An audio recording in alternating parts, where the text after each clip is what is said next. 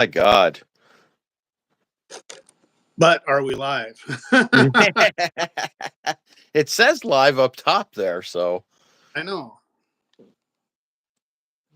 But is it live for other people? I don't know. Let me ask Mr. Steinberg here. If I can. I think I might be stuck here. I think I lost everybody that was in here, though. They'll find their way back. Oh, yeah. No. I have faith. Yep, yeah. Says we're live on the TV. Okay. Yeah, and I can see this on the screen now. Well, we had a pretty good crowd going. Oops, now I got to turn this thing off. Hang on. Oh, these technical difficulties, man. All right, guys. So this is more the kind of a live stream I wanted. See, John Cope made it back. King Eric made it back. Mofo Driver made it back. Yeah. Hopefully, like Ryan and Mo Parnett 62, some of the regular crew were in the last one. So, and then Hunter was in there. There's Ryan. Cool. Hey, guys, just want to wish everybody a happy new year. And was going to talk to Chris anyway, so I thought we'd do one of our live streams here. See, there's Hunter. All right. Yeah, I was talking to Hunter earlier on Messenger. He was messaging me. So. Oh, yeah. Yeah. Not Stein. Yeah, Steinberg. Yeah. So, sounds like going to No Name Nationals 2024. You're going to have something different for us this year too, huh? Yes, I'm bringing the Chevy. Nice. Yep. No Firebird this year. Well, I'm looking forward to see that car in person. But the Chevelle. Oh yeah. It's a pretty nice car. And it has air conditioning, so it won't be hot. Yeah. I really hope I could bring something different too, but I don't think I'll get my other car done in time. So probably be bringing the Jack Pine Savage back. Yeah, but everybody loves it. Yeah. It'd be nice if I could make it just a little bit faster and stuff too. But and I got to see about getting that other seat installed so that at least can take people for rides in the car too. So yeah, I'd like to go for a ride. Yeah, it's kind of fun driving a car with 600 horsepower.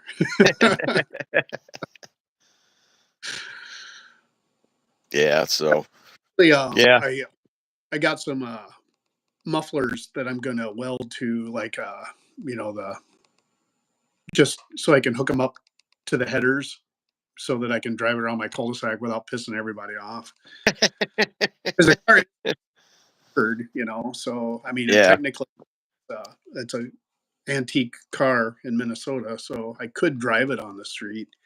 But the furthest I'd drive it is up the hill to to get coffee or something. It's not like I could take it to any of the local cruise-ins or anything. Yeah, it's a little too obnoxious for that with all the noise and everything. Yeah. But riding around with you last year, it was like really cool because a car you could take on the street, go to eat and that kind of stuff, kind of puts the damper on the whole race car aspect, Yeah. Have drive. I'm looking at the comments here. Mm-hmm. Hunter, I'm going to try and race the Chevelle. It just depends on. I got to put some sort of tire on it so that it could actually hook up. Mm-hmm. Or I need to do some suspension stuff to it so I can actually get it to hook. Brian was saying he's going to have a Super Bee there, so we could all pile into that. That's a big enough car. Yeah.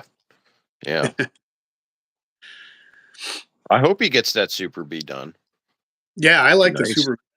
You see it in person, it's got so much character too, even with those like white flames on the front fenders and stuff. But that's so solid, and the body on that's so nice.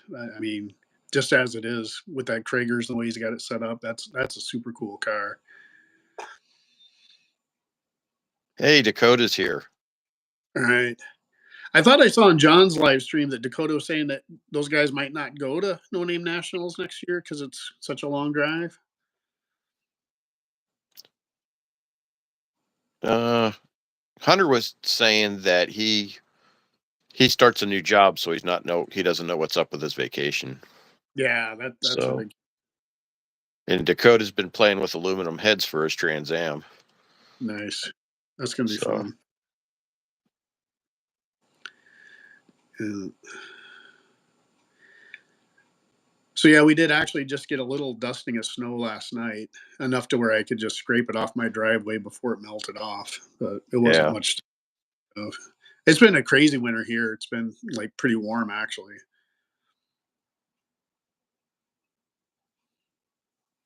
Oh, Dakota says he doesn't think he'll be going. Yeah. Well, that sucks. I was kind of hoping to put my Chevy up against your Trans Am. See, now you got to go. You got to call Yeah. out. And what are you gonna do? Get out? Huh? You're going down, buddy.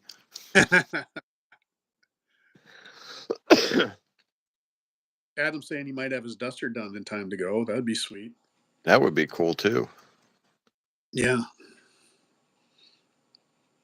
I like Adam's channel. I like the attention to detail he puts on all of his cars and stuff. And his van was super cool. Oh, I love the van. Yeah. Yeah. Would like What to was be. 318 Will Run was talking about how he was going to like have like a van showdown. So I think he was kind of calling some people out. Oh yeah. I don't know where he wanted to do it, but he was talking about like a. I know Ryan Wing has got that tailgate showdown event going on in Arkansas. It's a racetrack kind of near Joe. So a bunch of the guys, some of them that were at No Name Nationals, and a whole bunch of other guys that are really serious about racing are gonna meet at a track not too far from Joe, I think, at one of Joe's home tracks, and then they're gonna have a huge just truck showdown drag race, and they're actually Okay. gonna have serious fast trucks there. Sounds like that's taken off pretty big. Is that I thought what the heck's that? Bad C10? Is he doing that? I I don't know who all, I know. Like I think Joe might even be throwing a truck together for it, Okay. Okay. and Ryan, his truck there. But there's all kinds of guys with like those turbocharged S10s and stuff like that that are going to go really fast, guys.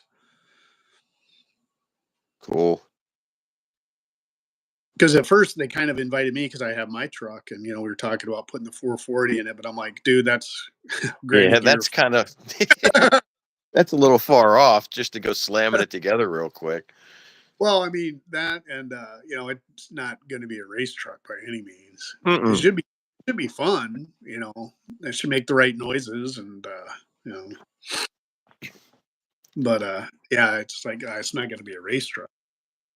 I thought about if I actually got that thing running, it would be kind of cool to drive that down to No Name Nationals and then do like you did, just drive a car down there to racing. Yeah. Well, that's the problem. I gotta drive the whole way there and then pound on the car and then drive Mm, home, so that kind of makes things a little sketchy, but yeah. being that it's an automatic, it's not too harsh on things. So, Mm, you know. Yeah, I did yeah. see that in the post, Eric. That's a nice I love the color of that thing. That's a nice car. Eric's got a group on Facebook, Mark, if you want to look into it. Okay. Yeah. Um, Eric, if you can send him the link to the Facebook group, or I can do it. I can send him an invite. Yeah, Yeah. Eric started a Facebook group, so muscle cars and stuff. Cool. What's this? Chris up by my house in Georgia, and we will find out. Find a place to street race. Wow. I had my But yeah, chance last year to race him with my Firebird.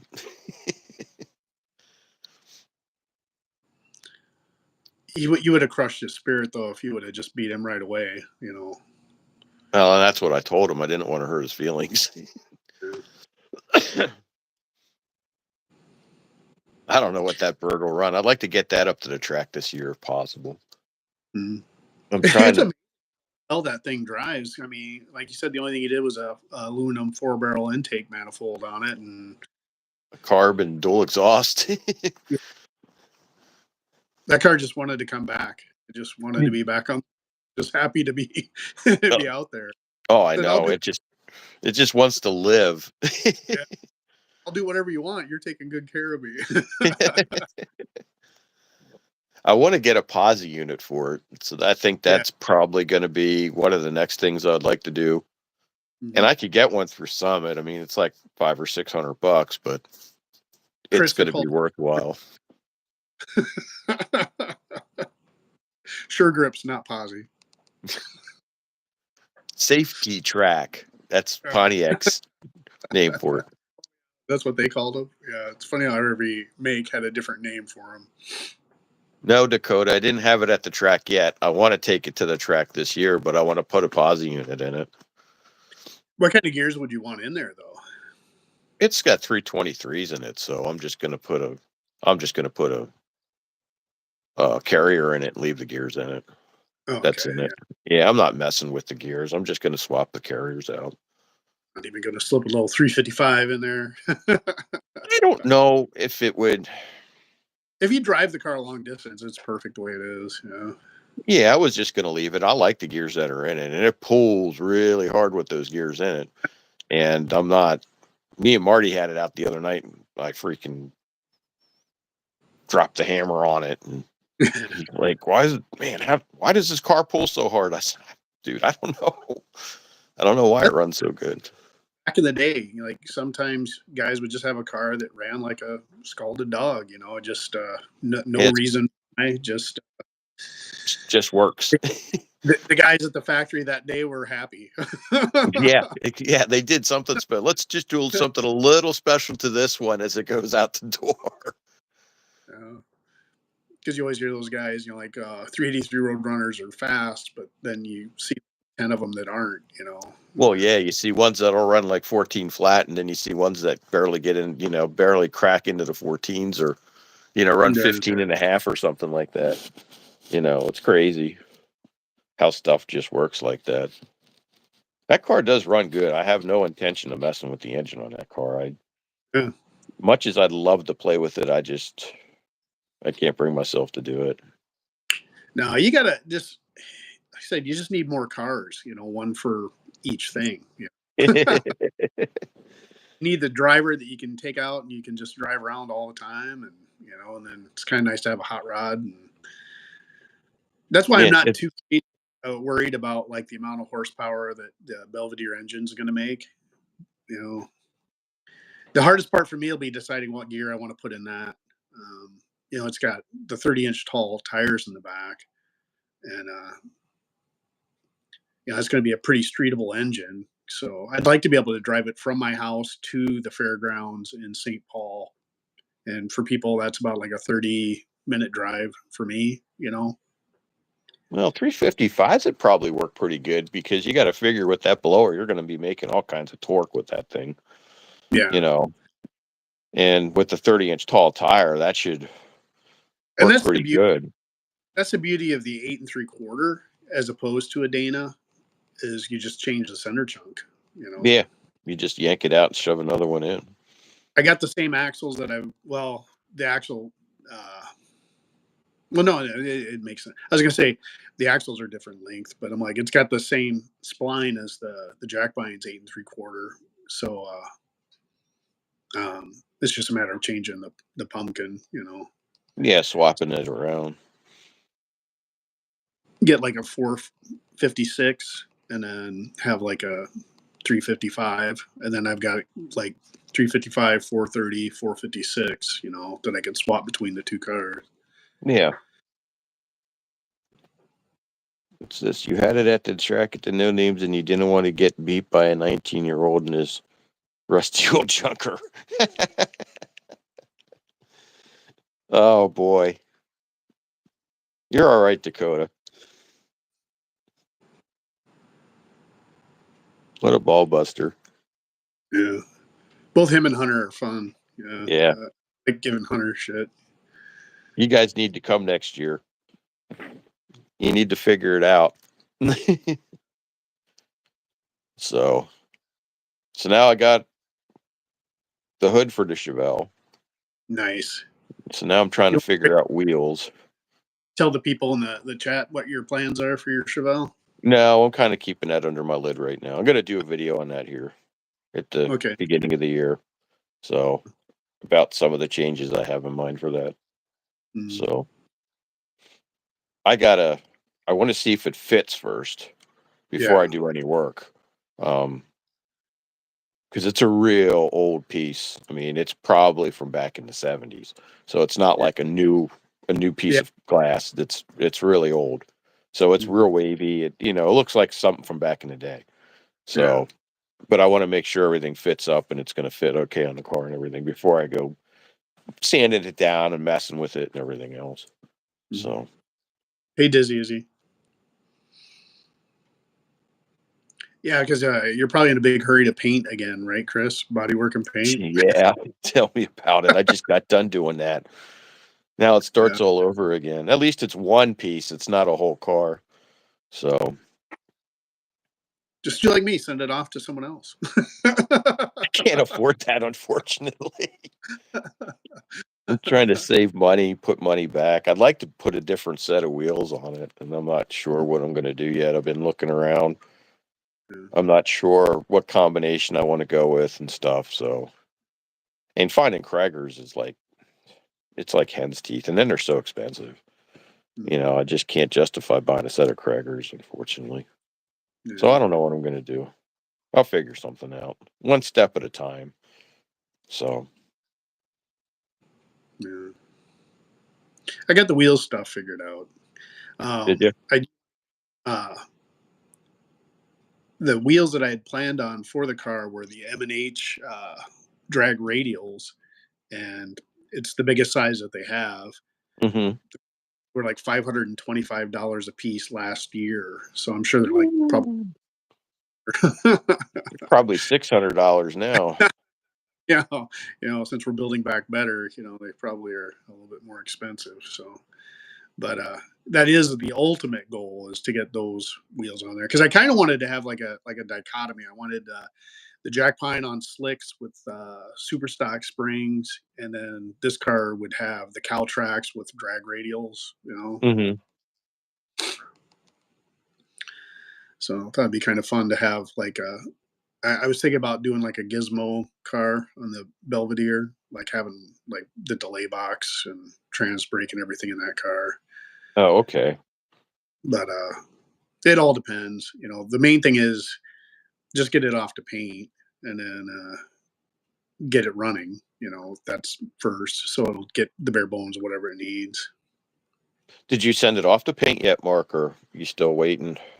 No, it's supposed to go in October, but both me and Jeff got kind of tied up, and then we finally got it over to Jeff's, that video I made where we mocked up the engine and that, Mm-hmm. and kept finding like, we need this, we need that, in order to mock up the engine. And then the debate on cutting a hole in the hood. So I talked to Gary. So I've been like, it's 45 minutes from my house to Jeff's, and like an hour from my house to Gary's. And then it's probably like 40 minutes in between them in like a triangle. Mm-hmm. So I picked up the manifold from Gary to take to Jeff so we could mock up on that day. And then it's like, well, we probably need the snout too. So Gary said, well, I got a 440 here. So if you bring the intake manifold back, I'll put your blower case on there, and I'll put the front and, the back on it. And then I'll put the snout on it with we'll mock it up, because he can mock it up on a 440 that he has there in his shop. So he'll even know exactly where the belts and stuff will go. Yeah. Well, Gary's 80 years old, so he so this last week I was working, every day last week, and I swing up to Gary's Saturday, and it's like, he didn't do anything. So I got the manifold back, and we're going to take it to Jeff's, and we're just going to mock up with what we have. And, the guy that's painting the car, he did Jeff's son's Duster, and that black Duster with the tunnel ram. Yeah. So they wound up waiting on the hood to cut the hole, and then had the hood painted later. And the car is going to be black, and we're going to have enough paint So the same guy is going to be painting the car with the same paint. So I think, the car's not going to be outside or anything where it'll get faded.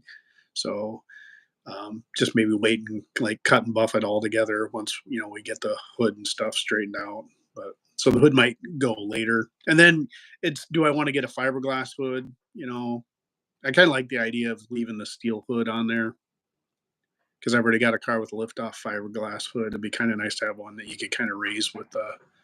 Yeah, with the hinges and not have to screw with. Mm. Yeah. But I kind of want to run the car without a hood too because I want the engine to be kind of like the jewel piece of the car.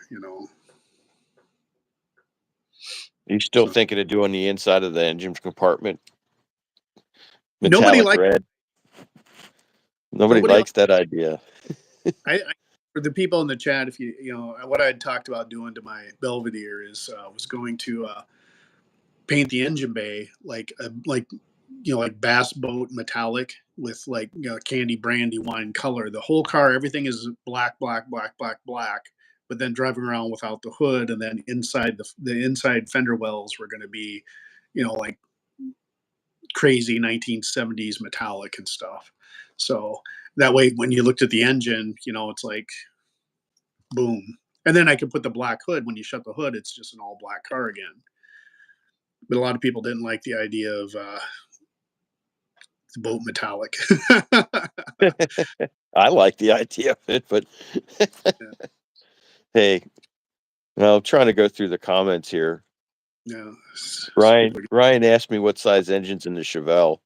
I'm just going to say it says 396 on the air cleaner sticker. So it's a 283. Yeah. And then Dakota says 307 in Chris's Chevelle.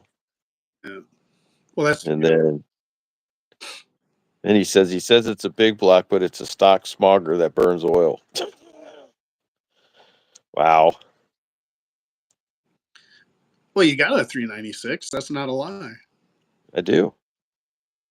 It's not in the car. It's in the vicinity of the car, but it's not in the car. It's car adjacent. I ended up getting a set of heads for that thing too. For the cruising, yeah, for the 396. I was cruising Marketplace, and I sent. I don't know if you probably don't know Riley's Junkyard and Petting Zoo. It's one of me and Marty's buddies. Yeah. So I sent him the link. I said, you should buy these. You could probably flip them pretty easy. Guy wanted $150 for them. Mm. They were magged, cleaned, surfaced. I think the guy even did a valve job on them. There's no valves, but there's spare castings, and it looked like they did the guides and everything else, and they got one at $150. So I told Riley about it, and Riley's like, "Well, if you bought them, what would you do with them?" I said, "Well, I'd put them on the 396 because it'll bump the compression on it because they're closed chambered." So a couple hours later, he texts me back. He says, "I got the heads. You want them?" I'm like, "Come on, man, really?" I said, I said, "How much?" He says, "Well, give me $50 for going and getting them." So $200. So now they're sitting in there on the bench. I have valves. I got springs. So now you got to get a third car. Yeah, I need to buy a car just to put an engine in. Yeah, and Eric, I saw that link pop up on my screen, Eric, when you sent it to me. So that's cool. I can't wait to check that out. But yeah, there was talks of putting that in the Firebird at one point, wasn't there? If it pops, I was thinking about it. If the 350 goes south, but it hasn't. So, I mean, it still would probably be cheaper than building a Pontiac engine, honestly. But at this point in time, I don't have any plans on yanking the engine out of the Firebird or doing anything with that. So we're just going to leave that alone for now. Yeah, totally leave that car alone. And then project cars are so expensive. Me and Marty just put a video out on that. He just uploaded it today. And we were talking about, project cars that, there's no parts cars left, and how project cars are just so overpriced, especially around here. It's just crazy. Well, now parts cars are project cars. Yeah. And that was our thing because, there's no parts left. Nobody parts a car out. you go to Carlisle, there's nothing there. And I mean, there's stuff around, but nobody parts cars out because everything's restorable. You know what I mean? So I'd like to find a Nova to put it in, but God, you can't find them things reasonable. And every time I see one that's, kind of looks like it might be reasonable. Like I was looking at one that was $8,500. It was a super sport and had no engine, no trans. And then he showed a picture of the trunk and it was just a big hole right to the ground. And I'm like, come on, dude. Yeah. I'm not, no. So I don't know what I'm going to do with the engine. Right now, the heads, I'm just going to go through them and I might assemble them and just put them in the corner and go from So there. Dakota Timeout said, Pontiac engine parts are pretty pricey. Gary's got a everything to build a pro stock Pontiac engine. He says he can make 1,000 horsepower normally aspirated with it, but Wow. I think it's obviously an aftermarket block and stroked and you know, but he's got the valve covers hanging on his wall. They're just like great big, and they say Pontiac on it. And he wants to build the engine. He's had a couple different guys bite on it that think that they'd like to have that engine and stuff. So he's got a tube chassis Trans Am sitting out in the weeds.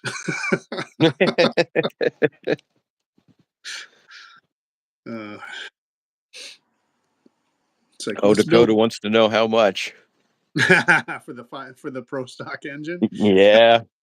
It would fold your Trans Am in half. Unibody cars don't like horsepower. They don't like radiators either, evidently. Hey, Mohawk's here. How you doing, Mohawk? Hey, Mo 62. It was a great time meeting him and his son Silver at No Name Nationals. Super nice kid. Is he already off at I think he was going into the military. Is he off in basic and stuff now or? But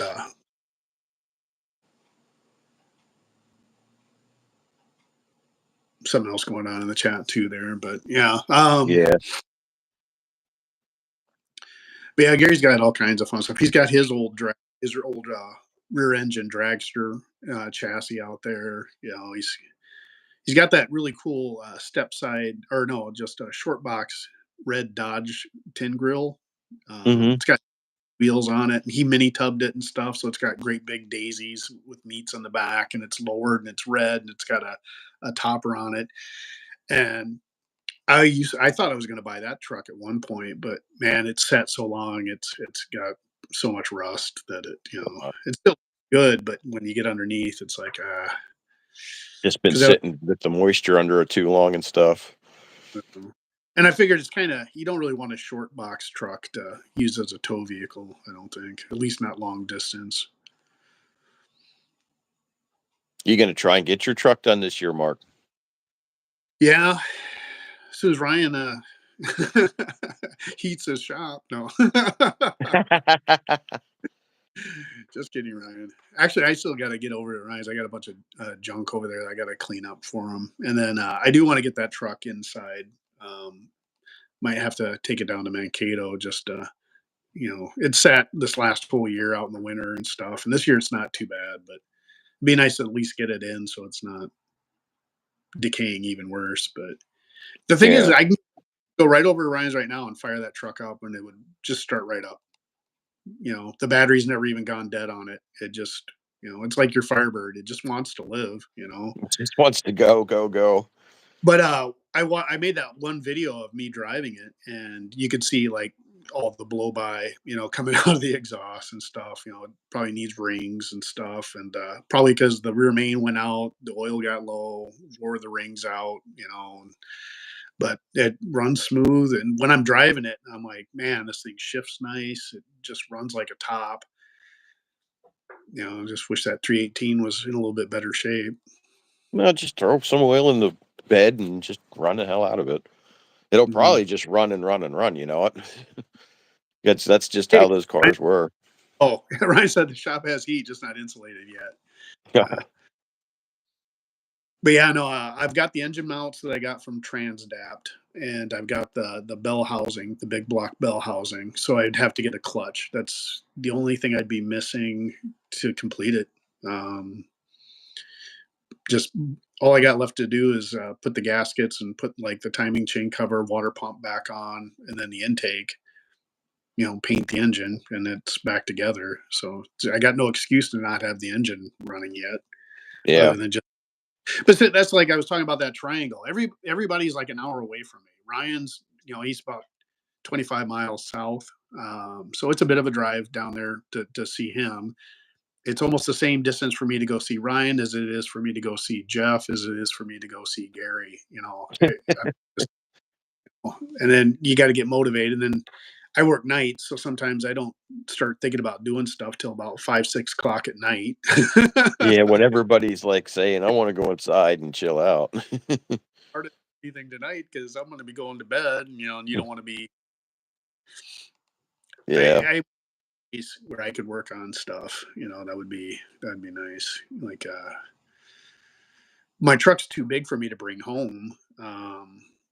I'd have to do it in the driveway and or beside the house or behind the house. It wouldn't even fit. And my wife already thinks, I'm the hillbilly in the neighborhood, so I got to be careful, Oh, or else. geez. I made my neighbor mad the other month with the Firebird of all things. Holy, what'd you do? Well, I went out. We were going up to Bruce Larson's. Mm, He had his open house up at his barn because Bruce doesn't live far from here, and every November he has an open house at his barn. mm. So we all met here around 7. I went out and fired up the Firebird and had it out there running. She came stomping over, saying how loud the car was, and That car? yeah, that's what I said. I said this car's not loud, and she got kind of shitty about me. Then she said something about I got to be more respectful and all the sanding and grinding and painting cars over the summer. And I said, well, I didn't realize there was a problem with that. Should have come over and said something to me. Mm. And I said, you don't have to worry about it because the car's done, so that won't be happening this year. Well, except for the hood. Work on it late at night or anything, or did you just? No, no, we'd come home from work and I'd work on it. Me and Tom would be out here busting on it until around 6 or so. And then we'd get done and go back in, go and quit. And I mean, we weren't, and on the weekends we'd work on it, but you know, we'd be standing and stuff in the driveway and things. And Mm. I mean, if there was a problem with the noise and if we were irritating them, and they should have said something, but Well, I my think wife, I won some leeway with my neighbors because the people that bought the house to the left of me, they have kind of a taxi service, hmm uh, and it's kind of an extended family that lives there. Which I think they try to have like single family homes and stuff, but they're nice people. I got no problems with them, and I don't mind. But you know, he parks one of his taxi vans on the street overnight, which none of us like park on the cul-de-sac, overnight usually. And I think like today was a wake up call as far as like there was enough where a plow actually went around. I don't know why, but and he was on the street, so that would be a problem. And then they got a couple other cars, and then they do some maintenance stuff in their garage. So I'm like, all right, at least I'm not running a business from home. And I'm like, well, yet. As soon as I take off on YouTube, of course, I'm just gonna quit my job. just gonna quit your job and start dragging old Mopars home and laying them in the driveway. 5 years, 5 years from retirement, I'm gonna be like, "Oh, see you guys. I'm a YouTuber. I could make tens of hundreds of dollars a year." My wife Uh, saw them, the next door neighbor. She saw 'em. She was out shopping the grocery mm, store and she saw her, and my wife's like, "Oh God." And she came over and she explained the whole situation to Kim, and mm, she didn't sleep well that night, and I guess she had mm, just started to fall asleep, and then I started up my loud car. So like mm. whatever. She didn't come over and say that to me, but she told that to her. So Yeah. whatever. I'm not. I said to Kim, I said I'm doing whatever it is what it is. I said, I'm very Yeah. respectful. I said, There's she no doesn't want HOA. to know. Yeah. I mean, you know, And it's I not like mean, she's a either though, is it? what's that? She's not like a new neighbor either, is she? I mean, No, like, no, they were here when we moved in. yeah. So I said, because I said to her, I said, I'm very respectful. It Mhm. could be a lot different. It could be a lot worse. That back alley could be my freaking test launch pad. It could be Oh, sitting out there doing burnouts. So I pushed it like the last time I had the jack pine out, I did that going for coffee in a 10-second, yeah, RT, and I did kind of do a burnout and stuff, but it was cold and icky out. Nobody was outside. they probably heard all the racket. They probably thought the world was coming to an end. Yeah. Yeah, and King Eric, I when I was in Sioux Falls, I used to go to like one of the minor league hockey games that they would have there in Sioux Falls. But surprisingly, since I've been in Minnesota, I've been to one Gophers hockey game, but I haven't been to a Wilds game, and I don't really follow any sports. Um, when I first moved up here, I followed the Twins a little bit, but I've never really been much of a sports guy. I'd love to go to a Wild game though. It's always fun going to live events and stuff. But I'm just kind of blowing down through some of the comments here. yeah, well, I was kind of neglecting in there for a while, so I'd pop in and kind of answer some. King Eric's asking, "Is your neighbor's name Karen?" No, her name's Annie. I've got Her one name's fan. Annie. Um, I've had a couple of videos where I'm making a video, and my buddy Daryl from across the cul-de-sac comes over and starts talking to me. And then you got to turn the camera off. I, I I edit him out and stuff though, but he's taken a lot of videos of the car too on his own. That's cool. Yeah, yeah, Izzy Ryan. says What? Go ahead. says Izzy says he's got a neighbor that's got a BMW with an electric cutout, and he leaves it on all the time, and it rattles the windows. Yeah. I don't want to be that neighbor. I do try to like limit. I've never had my car started after like 7 p.m. usually. Yeah, Um, yeah, Ryan. Ryan said he misses hanging on lives. What I want to do is eventually I am gonna get a computer and I'll do StreamYard and that. But what I want to do is I thought about for 2024, I wanted to do segments and like the title of this live stream is Encounters with Mr. Foot. And basically what I want to do is kind of like what I'm doing here with Chris. Just invite one of my favorite YouTubers on and just have kind of a natural conversation, have it be a live chat, but hopefully it'd be something to be interesting for people to check out. And then they get to see a little bit more behind the scenes of different people, and you definitely would be one of the people I'd like to have on, Ryan, but I'd love to try to get a hold of some of my like favorite older YouTuber friends, like Indie Me Too and like maybe Roger from Mr. Fireman 164. Just to because like I was telling Chris, it's like it's kind of hard to do a live by yourself where you're just sitting here reading the chat. Um, Sometimes I try to pretend I have like an outline of things I want to go, but I forget it all. But just kind of flows more natural when you got a person to talk to and kind of bounce things off of. So so he does it at 1 and 4 in the morning. yeah. Jeez, that sucks. Well, like going forward into 2024, my channel, I'm not really going to be the project car guy, and I've never been a how-to guy. And like I said, I do have guys work on my stuff, and basically the brains and brawn behind my whole channel this last year was Jeff Mopar Jeff Yeah, 604. It's like I wouldn't be having as much fun as I have been if I hadn't met him and he hadn't like taken me under his wing and taken the time to like teach me stuff that's elementary to most of the guys in the chat, things that guys grew up doing when they were 16. I'm just kind of coming to, now. So this next year I do really want to get the jack pine out and go to the track and work on my track skills and stuff. So I've been looking at picking up like a second GoPro, so I can have an outside view and then an inside view while I'm racing. It's so hard to try to get outside of your car shots going down the track because you always have to have that other person. and then you'd almost need like a telephoto lens. Otherwise, it seems like they're kind of far away, unless you have, and then you'd have someone at the either do you have them at the front of the strip or the back of the strip, you know, you don't have a film crew with you, but I want to have fun with like just going to the track and hanging out.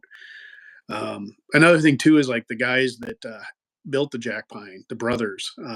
Their dad Hugh was the guy that like built and maintained the car, and they both still race. And they invited me to go to the track toward the end of the season when I was trying to press to get ready for the No Name Nationals, so I wasn't able to meet up with them. But this whole next year, I want to do a video called "You Don't Know Jack," and I'm basically going to have Tom, the guy that owned the car, and one of the two brothers, and we're just going to talk about the car, and hopefully they got some old pictures and stuff, and just kind of do a history of the car, and then going to the track and racing with Jeff, and then racing with those guys and stuff. So it's funny too, because like when I go to the track with the Jack Pine, I've had people come up and it's like they'll like mention Hugh, the grandfather, the guy that built the Hmm. car, or they'll ask me if I'm a BB, and so it's really fun that they're going to be involved with the car too. So, Well, that's cool. That so the family that's campaigned mhm. the car and it's been around it wants to still be involved with it. That's Oh yeah, awesome. That and is he just awesome. like super nice guy, and he's so excited the car's just out being seen again and out racing. Which I think's cool to have that kind of support behind it. Uh, Dakota, my Firebird takes 6 quarts. It takes 5 in the pan and 1 in the filter, and that's actually out of the Pontiac manual. So yeah, that's pretty cool. Have you thought about bringing that to Carlisle at all? You know, I, that would be a bucket list. And then I was talking to T's Good Time Garage, and they go out to Matt's in Las Vegas. Mm-hmm. And I know like Johnny Mopar goes there, and I would love to meet up with him again. I got to meet and talk to him one time when he was in Minneapolis for work, and he's a cool guy. And I know he goes to that. And then, T went there. And then Frank Finelli, he goes there. And it's kind of cool that like he likes the Jack Pine. He'll comment on whenever I put like up on Instagram. He'll put up a comment about the Jack Pine and stuff. So it'd be kind of cool to meet him too. He's one of the YouTubers that I followed for a long time. So you're thinking about trying to go out to Vegas then? I doubt I'll do it though because it's in March, and March is just still shitty weather here in Minnesota. Because I'm sure the winter we're not having now, we're going to have In the still, but spring. yeah, it'll last all the way till June. Then we'll be getting snow all the way up until June. So um, well, part of this whole racing thing, I've got to get a trailer. That's goal number one here. Once the car goes off to paint, is I got to start looking around for a trailer because it's about $150 a day to rent a trailer. Well, I can't just rent it for one day because I try to load the Jack Pine up by like 7 o'clock the night before I go race, so I don't have to do anything in the morning, to disturb people. And then I go to the track. And then when you get back, it's late at night. And once again, I don't want to start the car and unload it. And then it's too late to return the trailer. So anytime I go racing, it's cost me a minimum of like 350 bucks. Yeah, that sucks. I mean, plus fuel and everything else, I, entry I fee. pretty much bought a trailer last year, just the amount of trailer rentals. Plus, some of the trailers that I rent are the tilt ones, and they're the ones for like heavy equipment. And they're like the one I took down to No Name was a 22 footer, and it was the heavy duty one. And my little 1500 truck didn't like it. You could definitely tell it was working just from the weight of the trailer. Yeah, But you can buy with those aluminum car trailers. It'd be a whole lot easier to pull. so the problem is, I want to get an enclosed trailer, even though my truck's kind of weenie. But I thought if I could get like a 20, maybe a 24, there's not much difference. At least then I could leave the car hooked up in it when I leave the track, Hmm. and then then all I got to do is hook up to it. There is a storage place down the hill for me that has a place where you can park trailers. They're always booked over the winter, but during the summer, there's spaces available. So if it's like, do I trust leaving my car in a trailer at a storage place? I mean, they're all secured and everything, but um, You trying to find an enclosed trailer, Mark? that's what I was thinking. I think I want to get at least a 20-foot enclosed or a 24. That way I can camp out of it too when I go to the track, because that's like Yeah, what Ryan and then go to uh, or Mopars in like the park. what Got it. Lee has and stuff. I mean, that's a pretty slick setup they got. Mhm. You could put all your tools, extra tires, whatever in there. Yeah, and then that would free up space in my garage, because no matter what my wife says, I hope she's not watching this. The Belvedere is going to live at home.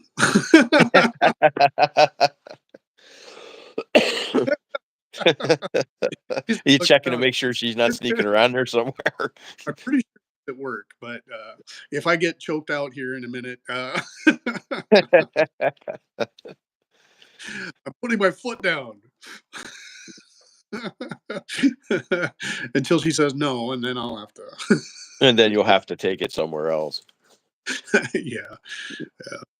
I don't know how many times I've been reminded that by my wife how she can't park in the garage. Ryan said he 24-foot trailer. Yeah. I think a 20 would be fine, because I'm not gonna. Problem is the jack line's like 19 feet long. Yeah, yeah. uh, if I can still put stuff in the back of my truck. As far as I do want to get a generator, and then I want to get one of those battery start things. And even though jump packs are pretty good now, if I had a generator, might as well have the heavier duty jump cart. And then Jeff's got me already putting together. I've got like a car box kit, and then like he's pretty good about. He's got a tote that he keeps a lot of his racing part spares and stuff in, like little hoses and clamps and stuff that you might need. And so I'll emulate what he does, and I'll have a couple of totes, for the cars that I can always just slide in the back of my truck. Yeah. So I think a 20-footer would be perfect. I know it'll be like a parachute on the back of the car. Yeah, Ryan's like, my car's 17 feet. Yeah.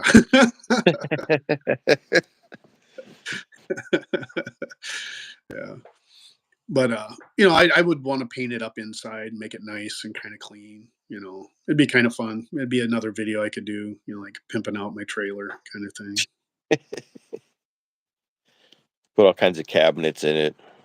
Well, two of my neighbors have big, like 24 or 28-foot campers that during the summer they bring and leave beside their garages and stuff. So if I put like a pad beside my garage, I could leave my trailer there while I'm like during the summer when I'm racing. And then Cullen's got that giant pole barn that I could store it in during the winter. Plus, then it wouldn't be heated like it is now. Jack Line's in, you know, pretty much heated storage now, but I could You just mean leave it. can it get cold? Yeah, Is the jack pine allowed to get cold?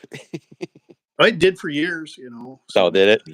yeah, and it's got antifreeze in it now. So Oh, does it? I'm just trying to figure out because I'd like to take the Chevelle down the track, and I'm trying to decide if I just want to put a set of drag radials on it. But I hate to drive 850 miles on a set of drag radials. And then the trunks of Chevelles are nice, but not nice enough to fit two. Nice enough. I mean, I could put 2 tires in it, but then I don't have a spare. So I could squeeze them in.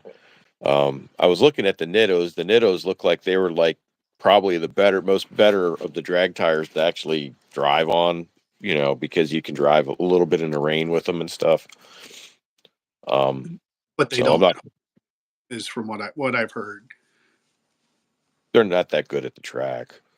Mickey Thompson's are way better from what I understand. Mm. I guess it's just kind of just playing with it and however the track prep is. And Ryan's talking about selling his enclosed trailer. is he? He said just buy his. Oh, Yeah, I Cullen. was looking.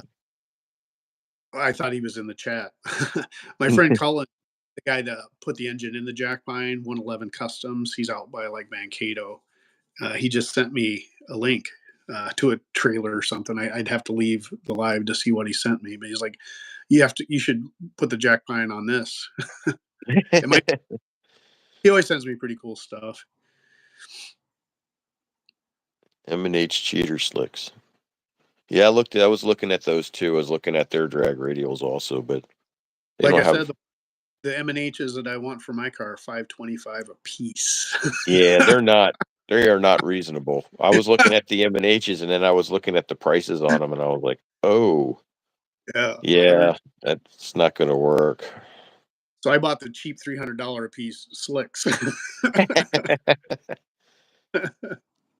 So it's Plus, either I was going to look at the American Racers too, because they make some like asphalt tires, like for circle track cars, put their yeah, dot leads in. And I was going to look into them. Now they're a bias ply tire, yeah. so would kind of, I don't know how the handling would be on the car, driving with a biased on the back, but I don't know. That's my biggest problem is going to be just hooking the car up at the track. Brian got us at a 28 12.5 Mickey Thompson's for a Super B. You're going to be able to turn all that. The tires on the Belvedere are the 29 by 1250 wides, and they actually are almost like 30 inches tall, and the tread is like at least 14, almost 15 inches, and then with the sidewall it comes to like 15 and 3/4 or something. But those 69 Cornets, they got pretty good meat. They can put a lot of meat in the fenders of those. They've got the hips. Yeah, but you could probably do that on a 10-inch tire, Ryan. Mm. That's pretty tall. I mean, what for gears do you have in the back? You have 391s or 410s? I think 28 is actually perfect for B bodies. Yeah, I like that height on a B body. That's what the back tires on my satellite were 28s. They were the um, N50s. Okay. Anything shorter than on a B body, I think, kind of looks goofy. But Well, that would work with the 391s in it. That's a decent sized tire for a 391. I was yeah, going to say if you had like 355s or something, I'd probably drop to a shorter tire, you know. Plus, the other thing is that a taller, narrower tire, is actually it takes a lot more to spin than a wider tire, only because of the height difference. And then when it squats, it actually spreads the footprint out.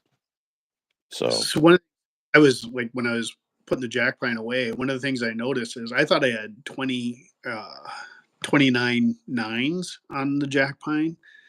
They're actually 29 tens. oh yeah, Yeah, so that's I got to. probably why they're I got scuffing to. the fender on the one side. Hey, I'm just trying to have people have red line tires. I got blue line. You got blue line tires. It only does that when I let the air down to like 10. Oh, Well, it was working good with those at the no names. oh, I it mean, hooks. that whole car was working good. Yeah, I'd love to get that rear shackle angle fixed. I think maybe I'd start to see some of the separation I need. Hmm. I just made a video, kind of a video for myself. I didn't make it available to public and that, but it shows when I was racing Brad from Poor Boys, and I slowed it down, slow mo in black and white, because it looks cool. And then when it left, it did kind of come up and then just move forward. It didn't like bounce the front. So I'm gonna get some just straight up 90-10 shocks for the front because I hate those competition engineering ones where you click them. Yeah. Because I'm lost. Once you like do it once, then you do it again, then it doesn't quite click, and there's no specific marks. And so Yeah, then you I'm don't like, know where you're at. Yeah. oh, if I could be on 90-10 on one and then 60-40 on the other. I don't know. So I'm just going to get some straight up like 90-10 shocks for the front. And then we got to drill a hole and then move that shackle. It's like, here's the spring. Mhm. It's tilted back. They need to be like this. So I Okay. need to forward like about 2 inches, I think, to get the angle proper on the back. And then maybe put a couple more clamps on the front. And some people say take clamps off the back. That helps them work a little bit better too. There's some little Yeah, tricks we want. yeah, because the springs will separate when you take the clamps off the back, and you clamp the front, and the front's kind of solid, and then the back springs will just separate when it launches. And then So Kuda Dan's like, oh yeah, and you still got the plastic pucks in between the springs too. Get rid of those. It's cool. Like I got so many buddies that are into racing and stuff. Jeff, of course, like he's the guy that got the car from being 11-second car down into the tens. But it's kind of fun. Like when other guys like mention stuff too, it's like oh, little tweaks here and there. well, it makes all the difference. It's just ironing everything out and making it all work. Brian from Dust Devils in here. He's running a 31 by 16.5. Yeah, those things are monstrous, Brian. Yeah, That's a that's a good. lot of tire. It looks good though. Yeah. I would have loved to. There's a point though. There was a black Belvedere at Street Machine Nationals. It had a Hemi in it, but he had it fully tubbed, and that was too much. I mean, it was one of those like pro street, like huge, like the rear ends like this wide. And the other thing too is like when Jeff mini tubbed my car and we were figuring out wheels. I mean, he like was adamant that we need to get the wheel and tire that's going to be on the car because both of us hate it when people like back half a car or mini tub a car and they got wide tires in the back, but then they sit inside the wheel lip, about like 2 inches or Yeah, and whatever. then the front tires are wider than the back Yeah, tires, and yeah. he hates that look. So he's like, you got to get the wheels, you get the tires, you got to get the wheels, you got to get the tires. Measured it and What? cut the rear, well, which is the right way to do it. But and plus, Well, since they rolled the lips of the rear wheel wells of the Belvedere 2, we could take it to the limit. So they look perfectly fitted in there right now. well, My that's biggest cool. my biggest fear is if I got the radials, the sidewall is not gonna be the same, because it's a radial. Like, will it look like it's sticking in, or will it be too far out? Yeah, it's hard to get the look of like a bias ply with the radial. I noticed that when I put the 7-inch rims on the back of the Firebird, I put that's a 250 560 on the back of that. Mm. And usually they go on an 8-inch rim, but on the narrower rim, it kind of sucks them in a little bit. So it kind Yeah, of gives it that look of almost like a biased tire because it gives it that, yeah. that little larger look, versus kind of blown out like it would on another one on a wider wheel. When I had those 15 by 10 black steel wheels, I wanted to put the N50s on those to see what that would look like on the satellite because the satellite was just enough where it kind of cupped the tread Hmm.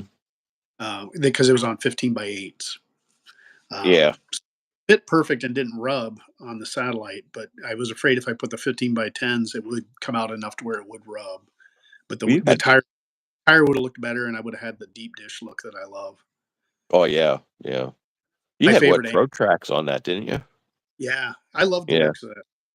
I love I got the wrong front tires. I bought the Pro Track front runners, but they're Hmm. two ones that had the really bulbous sides, and then it had like the little tint like mohawk type tread, and then they Oh, okay. straighter sidewall with a little bit more tread. I ordered the one that was bulbous, and boy, that made the car steer like shit. You know, I'm it was sure. like around with like beach balls on the front. You know, or kind of like You probably would have been better off with that 70 series tire that they have, I guess, for a front runner. But they make like a 215 70 15 bias, I think. 15x6 wheels on the front of that car. So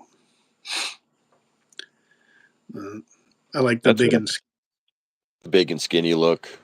mm, That's what I'm trying to figure out on the Chevelle.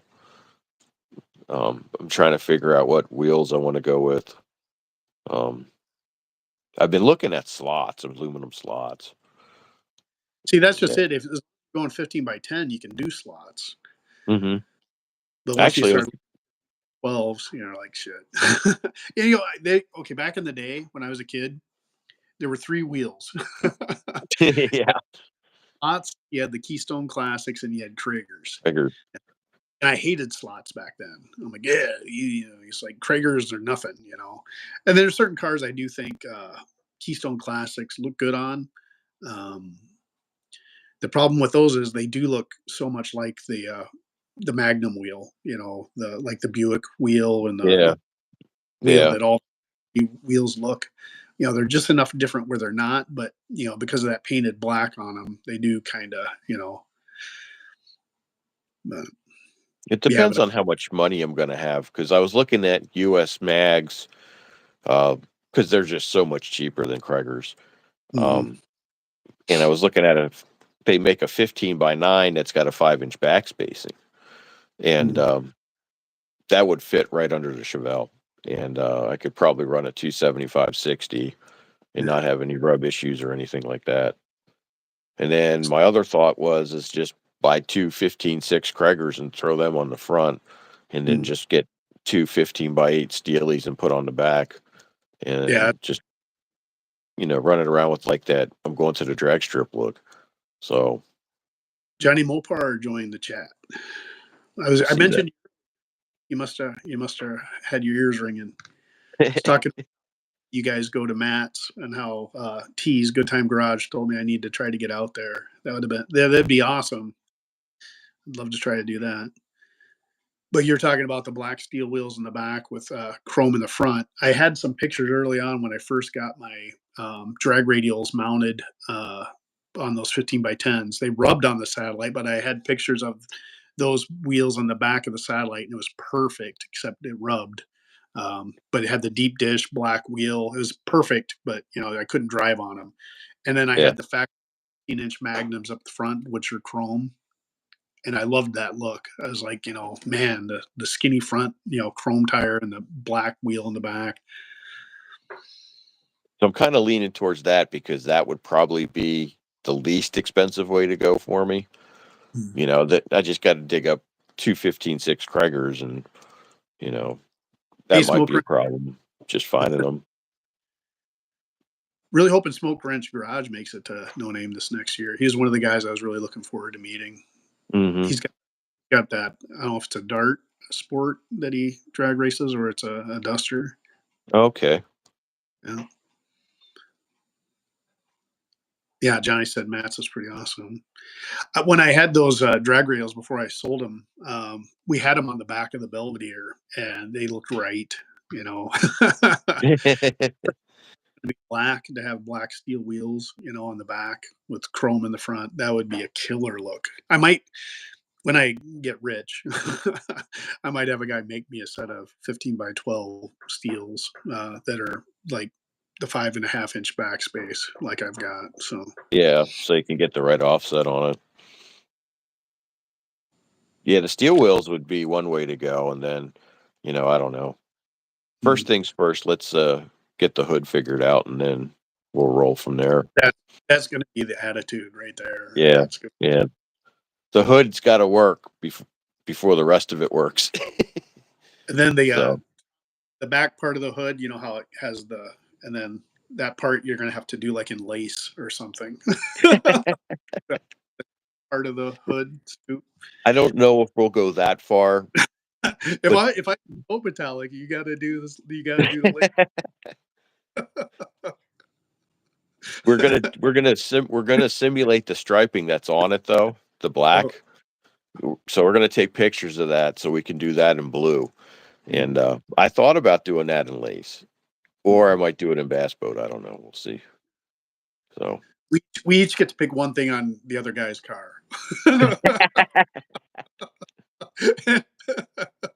I'll have to go down to Hobby Lobby and get some lace. Ride or die, buddy. Ride or die. I don't know if I can convince my painter buddy to do that, but we'll see. Yeah, yeah. Baby steps. Uh, That's what he said to me the other day. Because you're going to be putting motion stripes on this car here sooner or later. I'm like, yeah, probably. you know, He's all excited about doing the hood. everyone does the Yanko, you know. So I'm like, Mm-hmm. it's kind of like the, part of the reason, like stuff that gets overdone. Like everybody makes their car an SS, everybody makes their car, like a Roadrunner, or that's why I like the Satellite. I left just no badges, and the dash said Satellite, and I was fine with that. I had the look I wanted. I didn't care if it was a Roadrunner or a Satellite. I didn't want to claim that it was anything that it wasn't. Yeah. Like I do love the Baldwin motion stripes. And what did they call the there's a scoop that was like on the Corvettes, the Stinger or Yeah, the whatever. Stinger hood. Yeah. Stinger hood too. If you could do a Stinger hood on a Chevelle too, that would be another choice. Though the one you got and the Stinger would be or a Grump Lump. Yeah, or a Grump Lump. They Those are make a my. Stinger hood for my car, actually. Do they? Yes. Yeah, they do make a Stinger hood for that car. But But I'm more of the L88 guy. I was like, I always thought the heavy Chevy was kind of cooler than an SS because there were less of them. Yeah, there wasn't that many of them. Yeah.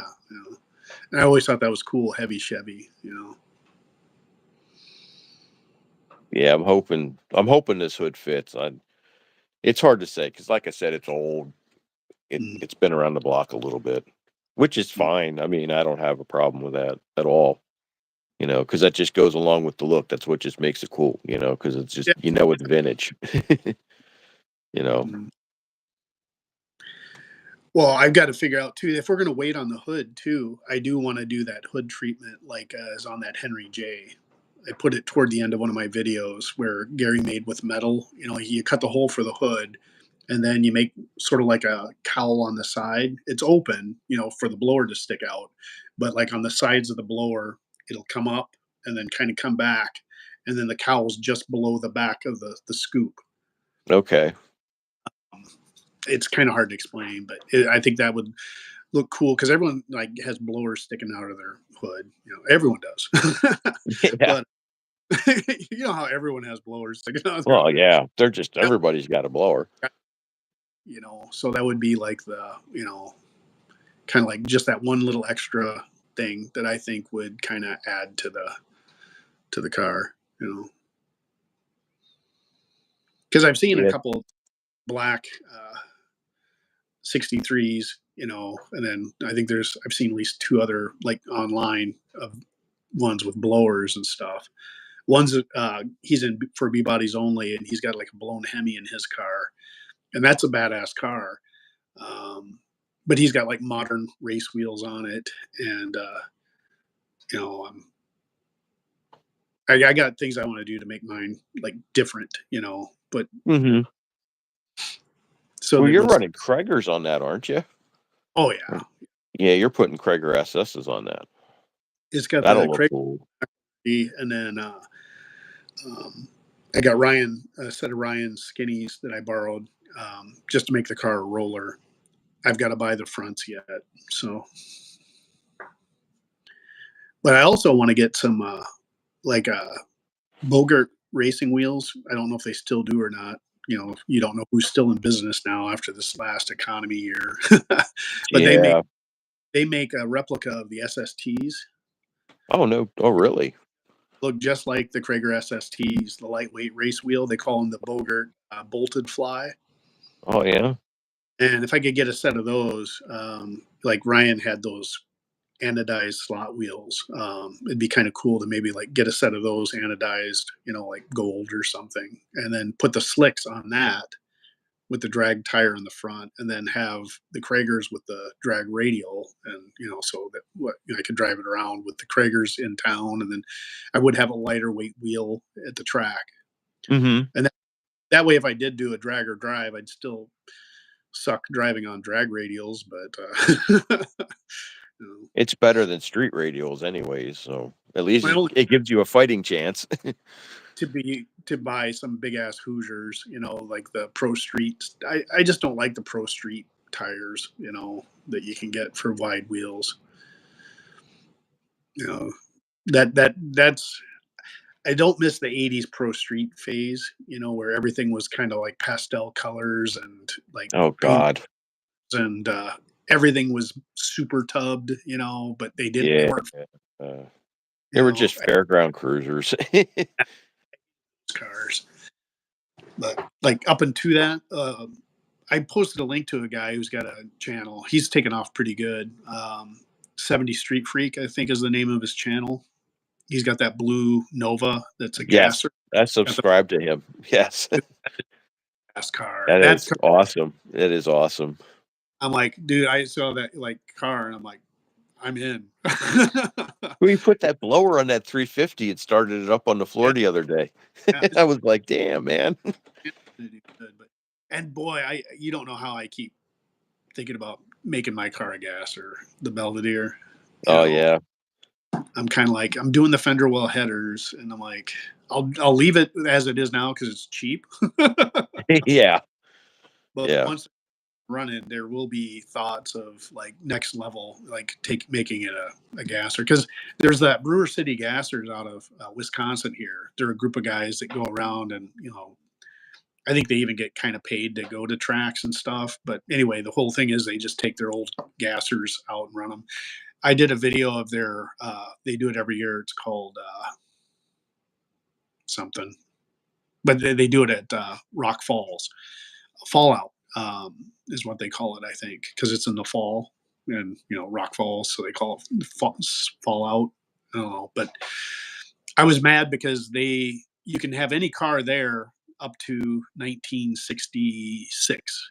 And of course, the Jack Pine's a 67. And I'm like, man, when I got the Jack Pine, I'm like, I could go race with those guys.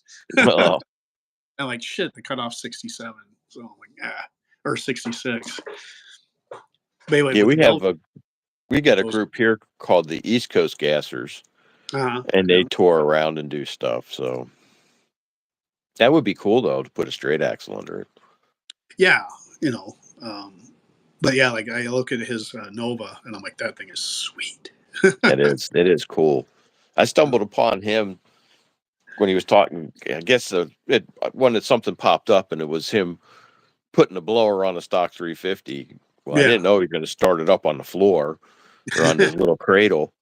Yeah. So I thought, yeah, I'm going to subscribe to this guy. I want to check him out because he just started. He's only got like 4 or 5 videos up. Those are over 1,000 views. So I mean, he's getting the views already. So Oh he's yeah, already on his way. Just more content, and he'll take off fast. But yeah, big block, blown, chromed out, showy, like Nova. Yeah, I'm like, hell yeah.